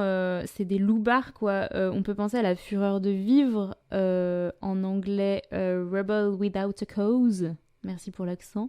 Avec James Dean. James Dean qui est une des premières figures aussi qui représente un peu tout ça. Donc souvent c'est des ados qui vivent comme des marginaux, qui font un peu des trucs de fou, et puis en fait peu à peu on va commencer à avoir des teen movies sur des ados plus basiques, sur le banlieusard blanc qui a pas vraiment de problème, quoi, qui va au lycée et qui rentre chez ses parents. Et dans ce processus là de changement de direction du teen movie, on a un gros pilier, c'est American Graffiti en 73 de George Lucas. C'est son seul vrai bon film. Je savais que ça allait faire cette tête à Valentin. Waouh. Je plaisante, bien sûr. Je plaisante, mais American Graffiti, il est vraiment très cool. Il est vraiment trop bien. C'était fait avant Star Wars. Hein. Ouais, c'est 73, c'est avant Star Wars. Ça doit être après Duke le canard, là. Ça y est. Coin. Non. Coin. c'est pas Duke qui s'appelle le canard de George Lucas. Je sais pas, mais ce film est vraiment bien. Voilà. Premier degré. Ce film est très très bien. Et bah voilà. Et George je crois Lucas, que c'est un des meilleurs réalisateurs au monde. Il a fait que des trucs bien. Ouais, voilà. Il a fait American Graffiti en tout cas. J'ai l'impression qu'il est un peu biaisé, Valentin. Ouais. Donc en tout cas, avec American Graffiti, il vient vraiment changer la donne et il place les bases du teen movie actuel. Vraiment, genre, c'est même pas abusé de dire ça. Il donne un espèce de schéma de personnage qui après va être un peu modulable et adaptable à plein d'autres histoires. Et c'est du coup John Hughes qui va réemployer 12 ans plus tard, je crois, enfin des années plus tard, ces mêmes archétypes dans son Breakfast Club du coup en 85. Donc là, si je comprends bien, t'es en train de nous dire que c'est George Lucas qui a inventé les teen movies. La réconcilier avec le genre. Ouais, grave, ça y est, il aime bien du coup. Ça y est, maintenant, il va se forcer à bien aimer simplement parce que c'est George Lucas qui a créé le principe de base. Il va dire, finalement, j'y vois un petit peu un intérêt. Non, mais le mec, c'est un génie. Il a révolutionné la science-fiction et du coup, il a inventé les teen movies. Bah, disons qu'il a reposé des nouvelles bases, sur le teen movie. Ça, c'est sûr. Mais en même temps, c'est vrai que ce qu'on peut pas lui enlever à George Lucas, c'est qu'il voyait des trucs que les autres voyaient pas. Ça, c'est sûr. De toute évidence. Là, en plus, du coup, il arrivait aussi à une période où vraiment, en plus, les adolescents n'existaient pas avant. En plus, donc... Ouais, on passait direct de 10 à 20 ans, en fait, à l'époque. Il n'y avait pas d'adolescents. Ouais, voilà, il n'y avait pas. T'étais pas compté. En fait, c'est pas compliqué, t'étais au boulot. Dès que tu vois, il y avait pas la période du lycée. Vrai. Non, mais oui. Direct au boulot. T'étais adulte, allez, c'est bon, si tu peux travailler, tu es adulte, et puis c'est fini. Non, mais c'est vraiment ça, hein. C'est sociologique, quoi, la figure de l'adolescent, et c'est après-guerre, c'est pas pour rien. Alors là, on est en 73 avec American Graffiti, donc les ados, ils existent depuis, on va dire, peut-être une vingtaine d'années. Mais ce que je veux dire, c'est que lui, en gros, il avait grandi avec ce concept-là, et les gens avant lui tout à fait, n'avaient pas grandi avec ce concept-là. Ouais, c'est vrai. Que je veux dire. Ouais, carrément. Donc, les archétypes en question, dans Breakfast Club, le film nous dit un intello, a brain, un athlète, un athlete. Moi, ma traduction, elle disait une folle, ou alors il y en a, des fois c'est écrit une tarée. Toi, t'as eu un truc carrément plus hardcore, Val, mais enfin voilà, suivant les traductions. Une princesse et un délinquant, le bad boy. Et Breakfast Club, du coup, il a vraiment l'ambition de trouver les failles en chacun de ces clichés-là, un peu de commencer à les déconstruire. C'est une amorce de déconstruction, mais tout en validant et en justifiant l'existence de ces archétypes-là comme espèce de moyen de survie des ados, un petit peu. Et donc, American Graffiti et Breakfast Club, c'est vraiment 2 films phares pour le genre et ils ont défini toute une tendance dont les teen movies et les teen séries très à la mode aujourd'hui jouissent encore, mais vraiment sans aucun doute, quoi. Merci George Lucas, c'est tout ce que je voulais entendre. Écoute, merci Georges, je suis d'accord. Ça fait plaisir. Merci Georges. Non mais vraiment, American Graffiti, je l'avais vu il y a longtemps et je l'ai revu là pour préparer un peu le podcast et il est vraiment bien. Et il est très beau en plus. Enfin, il y a une super esthétique années 50, machin. 60 peut-être plutôt. Mais donc voilà, donc j'ai fait mon petit point historique, voilà. Donc on va parler un peu plus du film en lui-même. Là, c'est le moment où on arrête de parler de George Lucas, là, c'est ça? Ouais, c'est ça, Mais tu ce peux serait bien partir si maintenant, tu mais veux, longtemps. Val. J'en ai jamais parlé aussi longtemps dans ma Ah, vie, j'avoue, donc ouais. Wow, je suis honoré. je plaisante pour tous les fans de... C'est Star Wars, c'est ça? Oh mon Dieu. Je rigole. Je plaisante, bien sûr. Sinon, elle va se faire cancel. Cherche Mais chroniqueuse grave. pour podcast. Non rémunérée, évidemment. Évidemment. Prête à lire des livres, attention, hein. Oui, c'est vrai. Ouch. Tu vas Attention. pas trouver beaucoup de gens là, du coup. Ouais, c'est vrai, c'est vrai. Alors du coup, dans Breakfast Club, on a la question de la légitimité de ce que ressentent les ados qui est traitée. C'est beaucoup à propos de ça.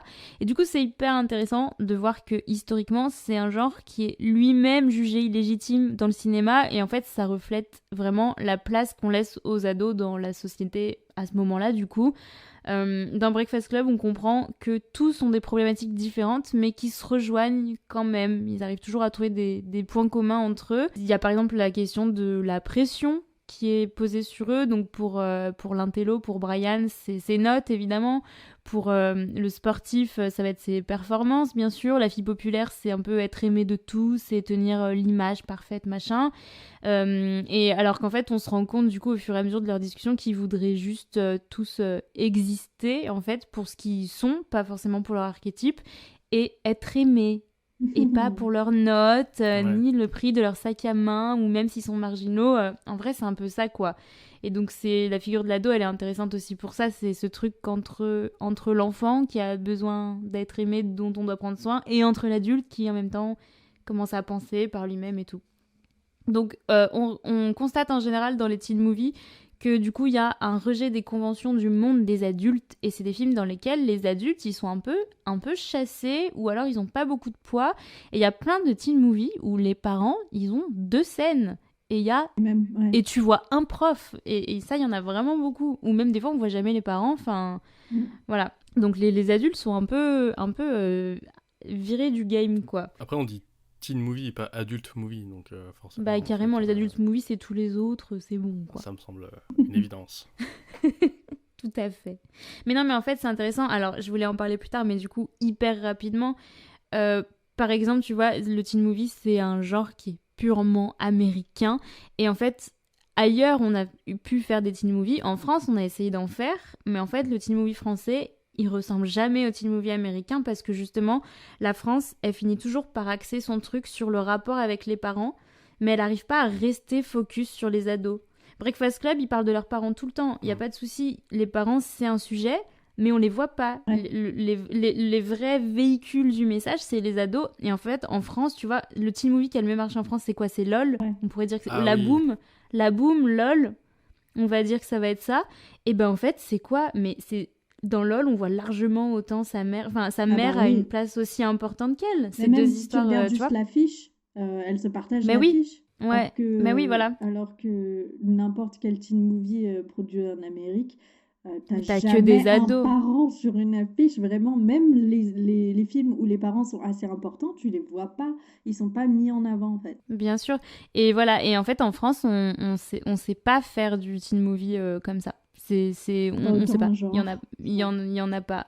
Bah, en fait, on repart toujours sur un truc un peu plus rupture générationnelle, machin. On n'arrive pas à rester focus sur les ados, quoi. Et ça m'étonne pas trop, en même temps, du cinéma français. Moi aussi, j'ai une théorie là-dessus. Ah Je oui, sais on pas si t'écoute. c'est une très bonne théorie, mais il y a une différence culturelle au niveau de l'adolescence en France et l'adolescence aux Ouais, États-Unis. carrément. Aux États-Unis, ils ont pratiquement leurs sous à eux, à 16 ans déjà. Ils ont une voiture, ils peuvent conduire, ils peuvent aller au cinéma tout seuls. Ils peuvent aller voir le teen movie tout seuls, sans l'avis de leurs parents et sans que leurs parents mettent l'argent dedans, etc. et fassent la démarche de dire ok, ce film est ok.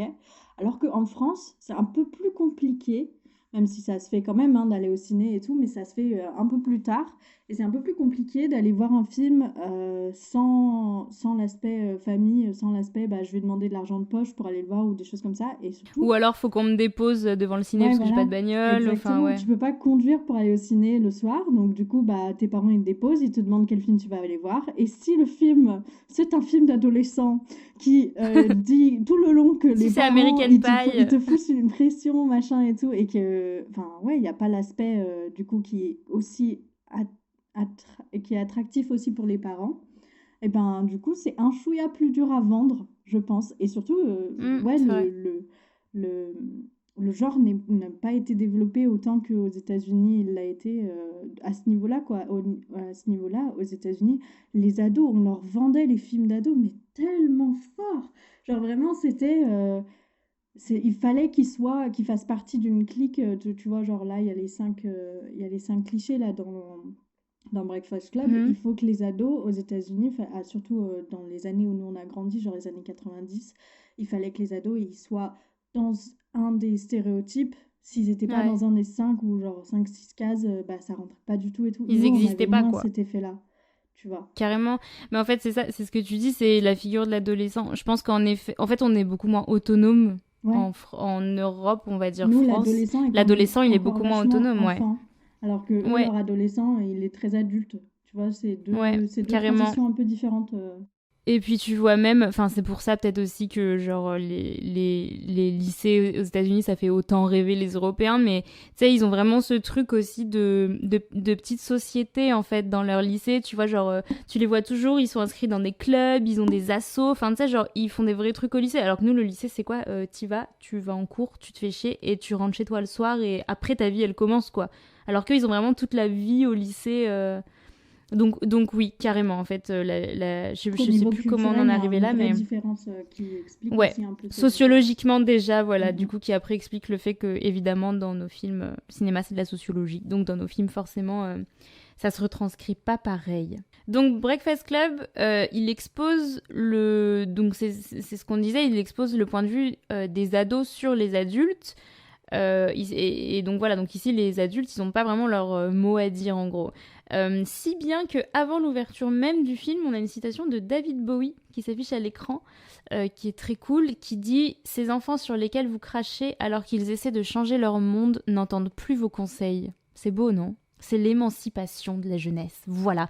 Et d'ailleurs, encore un petit truc de traduction, mais les Américains aussi, genre là, dans la phrase en anglais, en version originale, il dit « kids ». Et ça, c'est pareil, j'ai l'impression, Jeanne, arrête-moi si je me trompe, mais on n'a pas trop de mots équivalents à kids. J'ai l'impression qu'ils peuvent dire kids, c'est les enfants, les gamins, c'est les jeunes. Enfin, tu sais, j'ai l'impression que c'est hyper général. Nous, on n'a pas trop de mots comme ça. Soit on est les enfants, les petits, soit on est les ados. On n'a pas le kids, genre. Dans notre patois local de Lyonnais, on a le mot gone. Ah ouais, les guns. Ouais. C'est vrai que les guns, c'est un peu le kid Ouais, c'est un peu- anglo-saxon. ouais. Ce serait l'équivalent un C'est peu vrai. au niveau du sens. Après, c'est pas aussi largement utilisé Oui. et surtout, tu peux pas l'utiliser dans autant de... Enfin, je veux dire, c'est pas aussi largement utilisé au niveau de la France, mais c'est aussi pas aussi largement utilisé au niveau du langage. C'est-à-dire que les gones, tu l'utilises en 3-4 phrases précises, en tout cas, ou qui font du sens, tu vois, mais tu l'utiliserais pas dans une phrase... entre guillemets, où tu viens d'inventer le concept, quoi. Alors que kids, du coup, c'est hyper Ouais. global. C'est vraiment Oui. très, très global. Et puis Mm. gone, c'est utilisé par la génération ancienne, entre guillemets. Enfin, Ouais, C'est je vrai, connais ouais. plus. peu de gens de notre âge qui disent salut les gones, hein, franchement. Ouais. C'est vrai, ça se fait plus trop, effectivement. Et donc cette très belle citation disparaît dans un effet d'écran qui se brise dans un fracas. Donc là, le message est assez clair. On a besoin de tout casser pour se faire entendre par la force. Il y a un vrai besoin de dire quelque chose et avec toute la fougue qui vient avec la jeunesse, ça doit se faire de manière un peu radicale, on va dire. Et puis après, on a l'ouverture sur le premier plan du film, c'est l'entrée du lycée. Donc là, encore une fois, voilà, les bases sont vraiment posées. Et puis on a la voix off d'un jeune homme qui commence Et il commence par indiquer la date. Il dit, je sais plus la date du film, je l'ai pas noté. Mais en fait, il commence par dire la date. Et ça, ça fait évidemment penser à un journal intime à fond.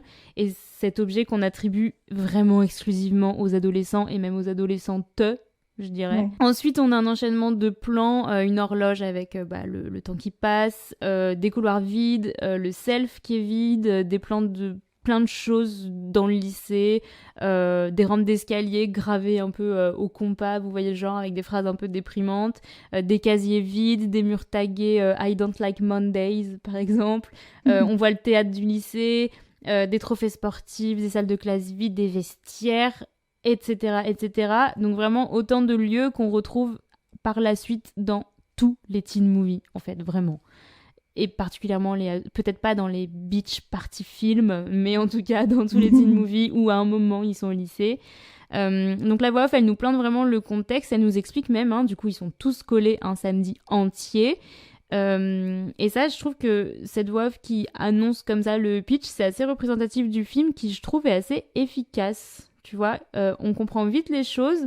Parce que le but, c'est vraiment pas de faire du mystère, c'est vraiment d'écouter ce que les gamins ont à dire et de les comprendre. Je trouve que c'est plus un film avec un message qu'avec un scénario, de toute évidence. Parce que le scénario est extrêmement simple. Alors, leur punition pendant la colle, c'est qu'ils doivent écrire une dissertation sur la façon dont ils se voient. Sauf qu'en fait, ils foutent rien de la journée. Enfin, ils font des trucs, mais en tout cas, ils écrivent pas une disserte, ils font un foot, quoi, presque. Alors, au dernier moment, ils tombent d'accord pour dire que on n'a qu'à faire écrire la disserte par Brian, par l'intello. Tant qu'à faire, il est là pour ça. Et donc, le texte et la voix off qu'on entend, c'est ça. C'est Brian, en fait, qui lit la dissertation. Et donc, il dit que ça ne sert à rien de nous faire écrire cette dissertation parce que vous avez décidé de nous cataloguer selon les termes et les définitions qui vous arrangent le plus. Et donc, c'est là qu'on a cette énumération d'archétypes. Un intello, un athlète, une tarée, une princesse et un criminel. Moi, c'est carrément criminel. Un criminel. Ah, c'est un criminel dans ma traduction de DVD. Du coup, j'ai pris le dos de la jaquette de mon DVD. C'est le génie, la névrosée, le sportif, le rebelle et la fille à papa. Ok. La fille à papa, quoi. Alors Fille à- que du coup, Ah je ouais. trouve qu'il n'y a pas trop cet aspect-là. Oh, Du coup, dans la trad, ils ont si. dû... Un Un peu quand même. peu. Au Un peu. tout début du film, quand il lui dit, quand son père il la dépose, il lui disait oui, bon voilà, t'es juste allé faire du shopping, je sais pas quoi. Mais pendant le film, je trouve qu'elle parle pas trop de son père. Enfin, je Non. trouve que du coup, le truc de princesse, ça marche mieux parce que Ouais, c'est vraiment c'est la genre, privilégiée, la meuf quoi. populaire, quoi. C'est vraiment, pour moi, Ouais. c'est cet aspect-là. Elle est privilégiée à l'école, encore plus d'être privilégiée à la maison, en fait, pour moi. Ouais, et du coup, c'est la phrase au début, elle finit par c'est comme ça qu'on se voyait, nous aussi, ce matin à 7h, donc ça annonce l'évolution. Et d'ailleurs, à la toute fin, en voix off, on réentend cette même Ouais. phrase du début, sauf que c'est chaque personnage qui dit son archétype.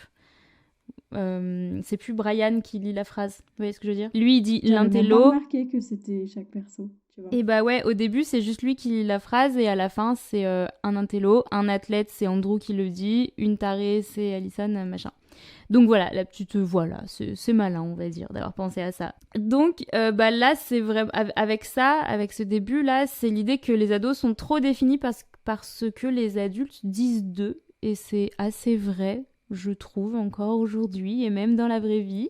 On a tous connu un petit gamin au collège, pas trop en adéquation avec le système éducatif, après à qui les profs disaient qu'il ferait jamais rien dans sa vie, machin. Et en fait, souvent, ça fait les pires cancres parce que les gosses, ils finissent par y croire, quoi. Ouais. Donc voilà, c'était On le petit en connaît tous moment un. psychologique. On en connaît tous On un. connaît On tous a un Valentin, même plus quoi. qu'un, des fois. Non, en plus, je pensais Non, même mais pas à oui. Valentin. Il y en a eu des bien pires, moi, que j'ai connus. Ah oui, oui. Mais du coup, c'est vrai que la figure de l'adolescent, elle est quand même assez passionnante pour ça parce que, comme j'ai dit tout à l'heure, c'est vraiment cet entre-deux âges où les parents, ils ont encore du poids parce qu'ils ont encore une autorité et tout, mais en même temps, on commence à vivre par nous-mêmes et du coup, ça fait des cerveaux un peu, on va dire, perdus ou du moins en recherche, en tout cas, de codes, de leur propre morale et tout ça. Et ça, du coup, dans Breakfast Club, je trouve que dans leurs conversations, qui sont assez longues et tout, on comprend bien ça, quoi.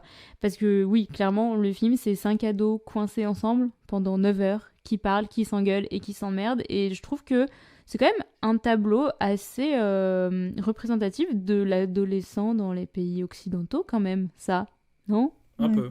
Ouais. Un peu, hein, en même temps.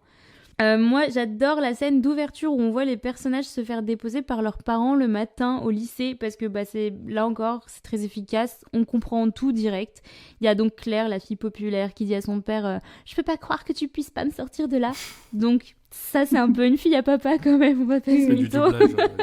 Il y a la mère de Brian qui lui met une pression de fou pour que sa journée soit utile et qui s'en serve pour étudier, pour travailler. Elle le menace même, elle lui dit c'est la première et la dernière fois que tu fais ça. Enfin, moi ça me fait peur, ça me rappelle ma mère, c'est effrayant. Et il y a même sa petite sœur à côté qui acquiesce à ce que dit sa mère. Et là, en fait, c'est le formatage à la réussite complet, quoi. Il y a le père du sportif, Andrew, qui lui dit que, en gros, tu fais des conneries, je m'en fous. Moi aussi, j'en ai fait. Par contre, tu foires pas tes bourses pour la fac, quoi. Donc là, on est sur un sens moral un peu limite, quoi. Parce que vraiment, il y en a rien à foutre de ce que fait son fils. Tant qu'il a ses bourses, c'est ok. Et d'ailleurs, le personnage d'Andrew, il est assez cool parce que... Enfin, assez intéressant parce que ça lui pose problème, d'ailleurs, ce truc-là de sens moral qu'il a pas trop. Enfin, donc c'est intéressant, ça. On a du coup John, le bad boy, qui lui, il arrive tout seul, à pied, avec ses petits pieds. Donc c'est très clair, il y a personne qui s'occupe de lui, il est voué à lui-même, quoi. Et d'ailleurs, il manque de se faire écraser par la voiture de la mère d'Allison, qui a l'air aussi peut-être folle que sa fille, parce qu'elle arrive super vite et elle pile. Allison, elle descend de la voiture, et d'ailleurs, elle est à l'arrière, alors qu'on dirait qu'il y a personne à l'avant, côté passager. Donc on se dit, elle est déjà mise à l'écart, même dans sa famille.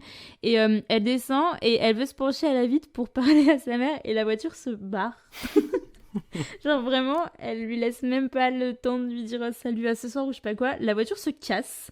Et d'ailleurs, la musique, elle s'arrête à ce moment-là. Donc ils arrivent dans la salle vide, ils se jaugent tous. Il y a John qui arrive comme un ouragan là, il fait tomber plein de trucs, il pousse tout ce qu'il y a sur le comptoir. Enfin voilà, vraiment on comprend tout de suite, lui c'est le rebelle. Il vole même un courrier qu'il y a sur le comptoir. Enfin voilà. Il arrive, il se pose devant Brian sans rien dire et il attend. Et puis il y a Brian qui finit par se lever et lui laisser sa place. Ça paraît normal. Donc en fait, on comprend pareil que visiblement, il y a une hiérarchie ou en tout cas des codes qu'ils ont tous. Et ça, c'est ce qu'on va retrouver dans l'intégralité des teen movies par la suite. Les codes du lycée à respecter sous peine d'être un énorme bolos à vie, en fait. Sinon, c'est un petit peu ça, la peine maximale. Ensuite, il y a le prof qui arrive et il leur explique qu'ils sont censés méditer sur leurs erreurs pendant 9 heures, sans parler ni bouger. Donc la punition, elle a aucun sens. Le personnage du prof, d'ailleurs, il est complètement fou, il est odieux, il a aucun respect pour ses élèves. Il va même jusqu'à menacer John et le pousser à le frapper. Il veut le pousser à commettre l'irréparable juste pour pouvoir lui pourrir la vie après, quoi.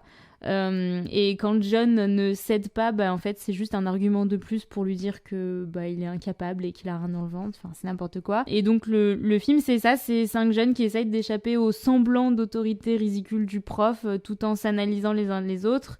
Donc ça commence avec du jugement pur, on voit qu'ils sont victimes des clichés les concernant les uns des autres, et puis ça va finir un peu sur de l'auto-analyse de chacun grâce au regard qui se porte entre eux. Et puis au passage, le réalisateur, il va quand même passer un petit mot pour le système éducatif qui visiblement pour lui n'a pas beaucoup de sens. Et ça, c'est très clairement exprimé dans la scène où John répond au prof, et plus il lui répond, plus il rajoute des heures de colle. Enfin, des samedis de colle, du coup. Et du coup, John, il en profite pour évidemment jouer au con énormément. Et il dit n'importe quoi, il ouvre la bouche pour juste dire des mots, dire des conneries, juste provoquer. Et le prof, à chaque fois, il dit « Another one !» Enfin, voilà, c'est n'importe quoi, cette montée comme ça, là... de jouer au con, enfin c'est ridicule. Il finit par lui dire qu'il va passer toute sa vie au lycée s'il continue comme ça, enfin ça n'a aucun sens. Ouais, je trouve ça toujours drôle les profs ou les surveillants qui te menacent que toi tu vas passer toute ta vie au lycée alors que eux-mêmes ils passent toute leur vie parce que c'est leur travail. Oui, Ça m'a techniquement toujours c'est fait eux qui sont beaucoup rire, coincés ça. là. Ouais, c'est vrai. D'ailleurs, le prof, il lui dit I gotcha. Enfin, c'est vraiment le truc de les adolescents. Ils sont traités pas comme des personnes libres de leurs pensées, vraiment, mais même là, pas comme des enfants, vraiment, ouais, des personnes qui sont pas libres de leurs pensées, mais pas de leurs mouvements non plus, alors que c'est quand même les adultes de demain, donc c'est un petit peu ridicule. Donc il y a une grosse décrédibilisation du système pour une revalorisation des pensées autonomes des adolescents. Yes. J'ai le point en l'air, exactement comme John à la fin. Vraiment, c'est ça, l'idée. Comme quoi il est fort, John Hughes. d'ailleurs, à un moment, pendant leur discussion, ils disent tous un truc qu'ils savent faire. Et donc, c'est plus ou moins absurde, mais en fait, on voit qu'ils sont obligés de se redonner de la valeur entre eux comme ils peuvent, parce que c'est pas les adultes qui le feront. Derrière ça, ils se soutiennent plus ou moins, faut pas déconner quand même.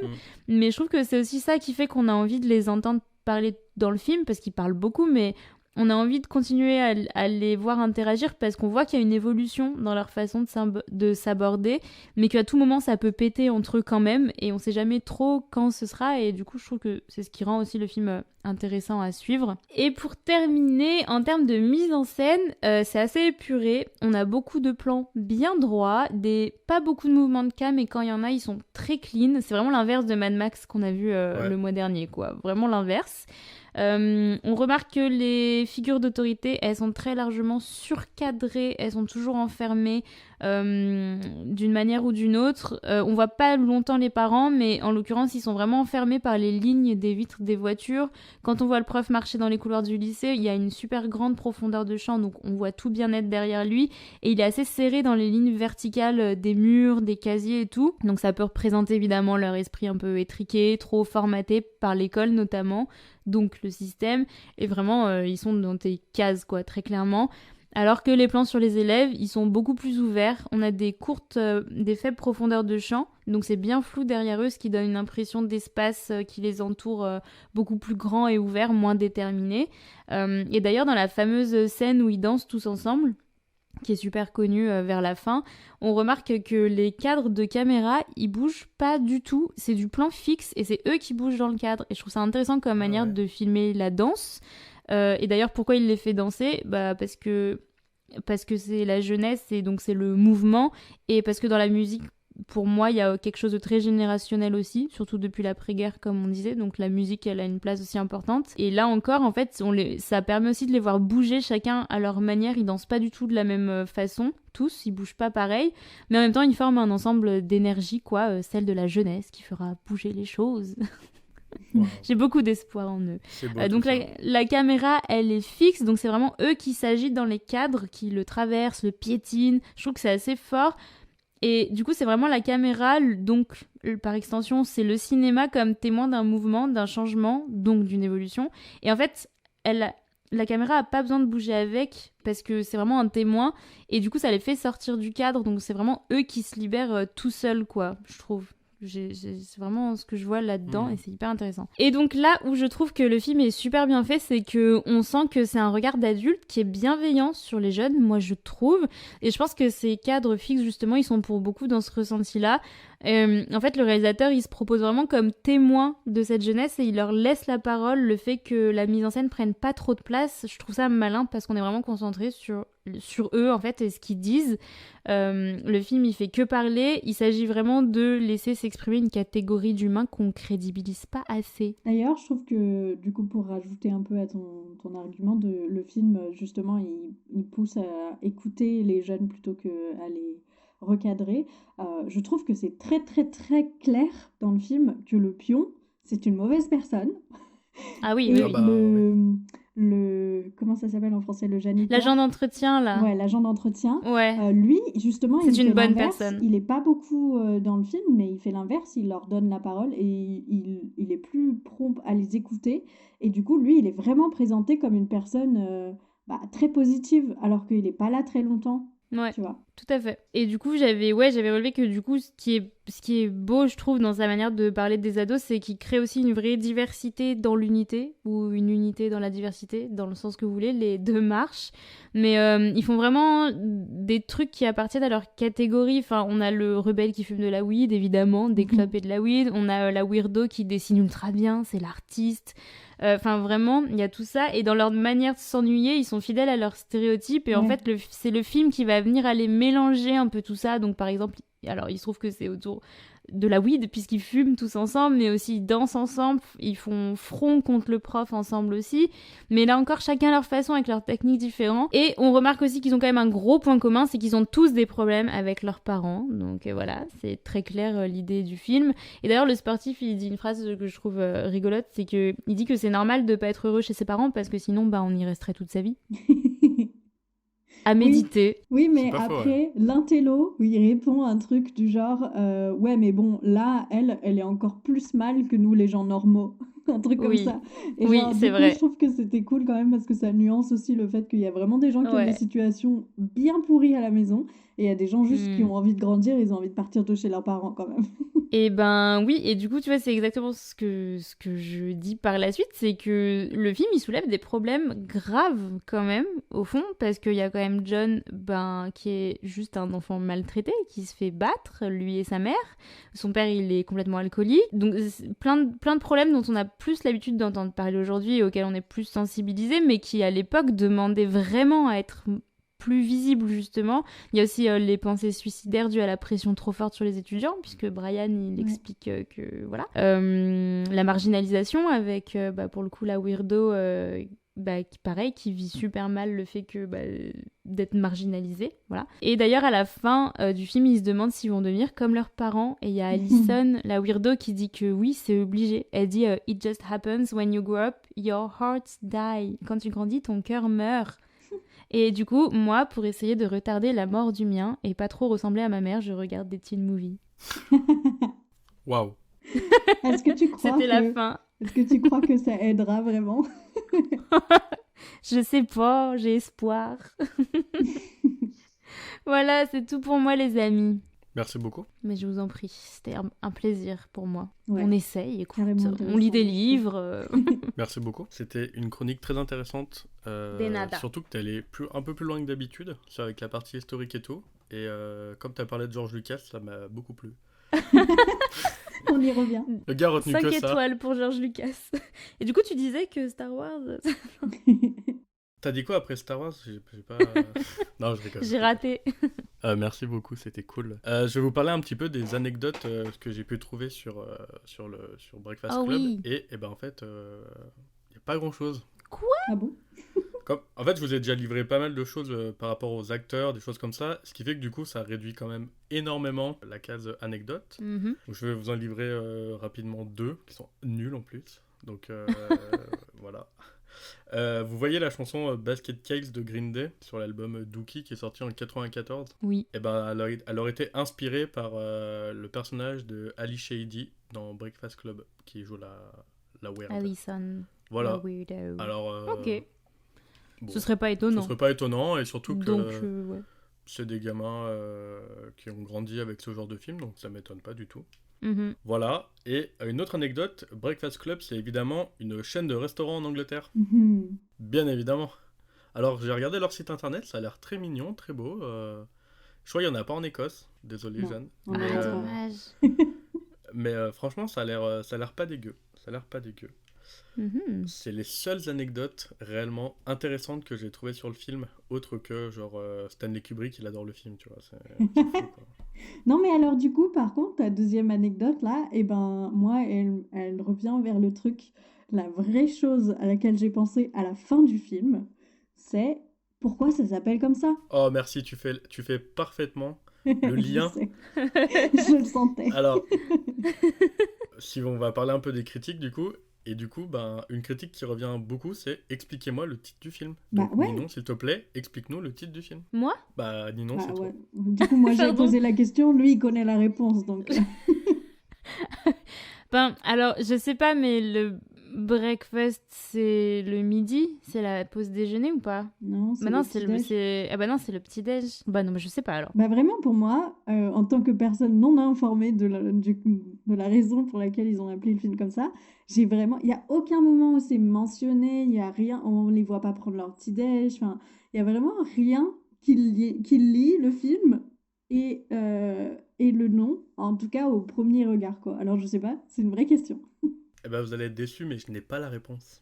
Je Oh n'ai pas non. trouvé la réponse. Donc peut-être que personne n'a la réponse, peut-être que c'est un truc...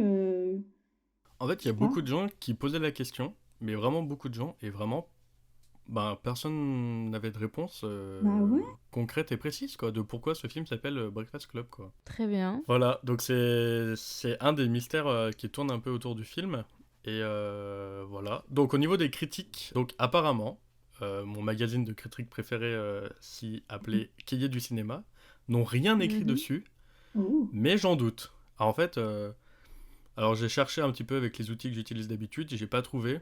Et comme ils épluchent pas eux-mêmes les articles qu'ils ont fait sur leur site, en fait, c'est difficile de trouver. Donc, Ah. apparemment, ils ont rien écrit eux-mêmes. Donc, je suis allé sur mon deuxième site de critique préféré qui s'appelle Sens Critique, où là, on a vu que Ninon avait mis une très mauvaise note au film. 5. 5 sur 10. J'étais trop jeune pour capter l'essence Je crois que du film. même moi, j'ai mis 7. Non, mais en vrai, moi, je comprends, hein. Surtout quand c'est la première fois que tu le regardes, parce que... Puis j'étais plus jeune, hein, c'était il y a longtemps. Et puis aussi, enfin, même pour nous, je trouve que c'est quand même déjà un vieux film, donc t'as pas l'aspect, ah bah c'est nouveau, ça vient de sortir ou quoi.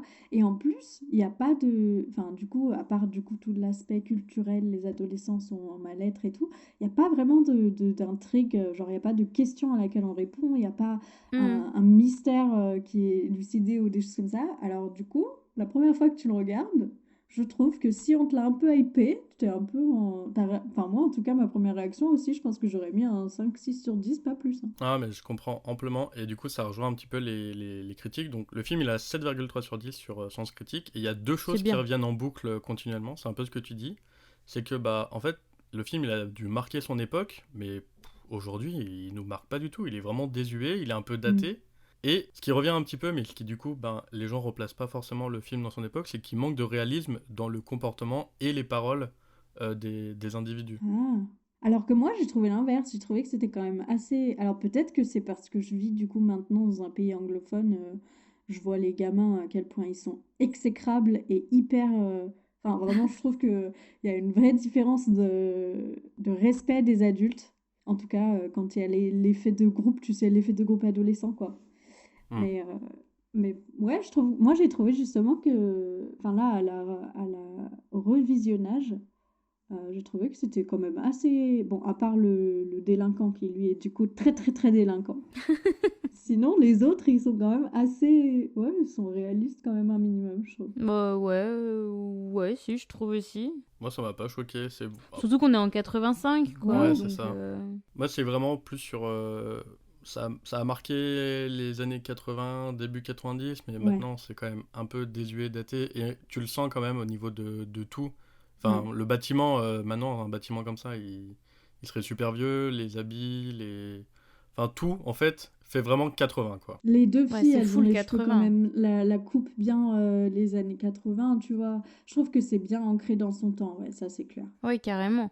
Mais ce qui fait probablement que ça a si bien marché aussi, parce que tu vois, les ados devaient vraiment s'habiller comme ça, et du coup, en 85, bah, un banger, quoi. De montrer peut-être des vrais ados, tu vois. En plus, ils sont jeunes aussi. Ouais, c'est des ados. Ils sont vraiment jeunes, donc ça, c'est bien aussi. Bah, pas... Mais... il me semble que l'acteur qui a joué Bender, lui, il avait 26 piges. Ouais, il est plus vieux. Ah ouais, ouais. Ah la vache. Et les autres, ça allait, mais lui, il avait 26 ans, wesh. On remet en contexte par rapport au fait qu'il harcelait l'autre. On remet en contexte en plus. C'est encore pire. Ouais, je suis pas sûre que ce soit une mauvaise chose qu'il ait pas fait une carrière ouf. Ouais. Et d'ailleurs, j'avais relevé aussi sur la question de la sexualité. Puis en plus, ils disent, tu vois, que le teen movie c'était réputé pour être aussi vachement porté sur les questions du corps et du sexe, évidemment. Et c'est un petit peu abordé avec son personnage à elle, justement, à Claire. Par exemple, c'est la honte d'être puceau pour Brian. Et alors que pour elle, ce serait la honte de dire, en fait, si elle est vierge ou non, dans tous les cas, ce sera la honte pour elle, quoi. Ouais. Il y aura... c'est ce qu'elle... Et Alison, elle lui dit, c'est à double tranchant. Si tu dis que tu l'as jamais fait, t'es prude. Si tu dis que tu l'as fait, t'es une salope. Et voilà, quoi. Et même Claire, elle dit à Alison, elle lui dit que coucher à droite à gauche, elle se respecte pas, machin. Donc, enfin, il y a tout ce truc-là sur la pression, quoi, des femmes, et encore plus quand on est jeune fille, quoi, par rapport à tout ça, ouais. Moi, il y a un truc qui m'a trop fait rire, après j'arrête, mais c'est quand... Oui, on apprend que Brian, il a des faux papiers d'identité, et le sportif, il lui demande, pourquoi faire de toute façon, parce que genre, tu bois pas d'alcool et tout, et il lui répond, pour aller voter, genre de manière super logique, il lui dit, pour voter. Ah, j'avais pas fait gaffe. J'avais même pas relevé moi non plus. Voilà, Du coup, c'est dans le même tout. genre, Ça me fume. le moment où Brian, du coup l'intello, prétend qu'il a déjà couché avec quelqu'un, qu'elle vivait au Canada, qu'il l'a rencontré Ouais, aux chutes ouais. du Niagara et tout, genre il brode tout un truc et ça m'a fait trop rire parce que ça, pour le coup, c'est pareil, c'est un des trucs qui a été repris le plus.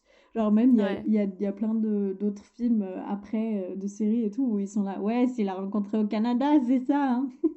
Vraiment, les références au film plus tard ont été tellement nombreuses qu'en fait, je pense Mm. que le film, vraiment, même si tu le connais pas, t'en as entendu parler et tu sais un peu ce qui s'y Ouais. passe et tout. Enfin, Ouais, culturellement, il est important, je pense, chez eux. bah même, Même un peu chez ouais. nous, hein. Ok, donc je pense qu'on en a fini avec Breakfast Club. Et je vous Ouais. propose du coup que je vous parle de la dernière minute du film de octobre. Oui. Alors, ça commence avec un homme qui est assis à genoux par terre, la bouche avec du scotch. Une femme et un homme viennent l'aider. On a un contre-champ en légère contre-plongée d'une femme qui avance. L'homme, il a réussi à enlever le scotch qu'il a dans sa bouche. On a un homme qui rentre dans une ambulance sur une civière entouré de policiers. Et du coup, la fameuse femme qui était en contre-champ, elle se met vraiment face cam. Et elle parle à une personne qui est en hors-champ. Elle raconte ce qui vient de se passer.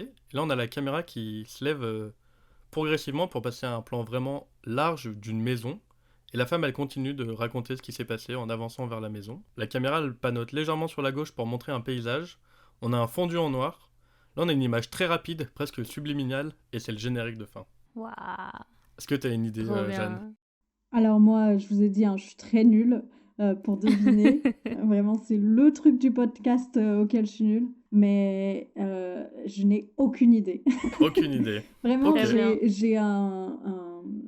je pense que j'ai un souvenir de ce que tu as raconté parce que quand tu en parlais, ça me disait quelque chose. Ouais. Et je l'imaginais vraiment, je l'imaginais comme un.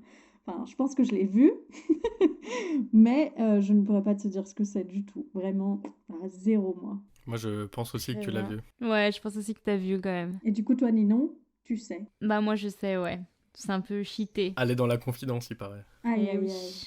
Et d'ailleurs, au mois d'octobre, du coup, j'en profite pour vous teaser un peu. On aura 2 podcasts. Exceptionnellement, on aura comment on dit, un hors-série. Un hors-série. Comment- Un hors-série. Un hors-série. Une édition limitée. Non, pas du tout. Un Édition hors-série de la dernière minute. À l'occasion du Festival Lumière. Donc, qui sera en Exactement. lien avec le prix Lumière de cette année. Voilà. Et c'est un épisode qui sera plus court que d'habitude, mais aussi passionnant. Aussi Voilà. passionnant. Et du coup, il sortira le premier jour du Festival Lumière. En plus de l'épisode du mois d'octobre, comme d'habitude. Évidemment. Jeanne, merci beaucoup de t'être rendue disponible et de ton temps.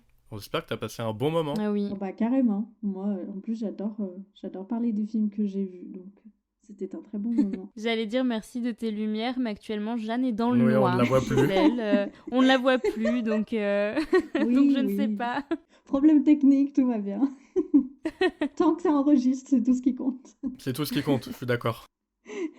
Non, mais c'était bien d'avoir ton avis en anglo-saxon, je trouve, Ouais.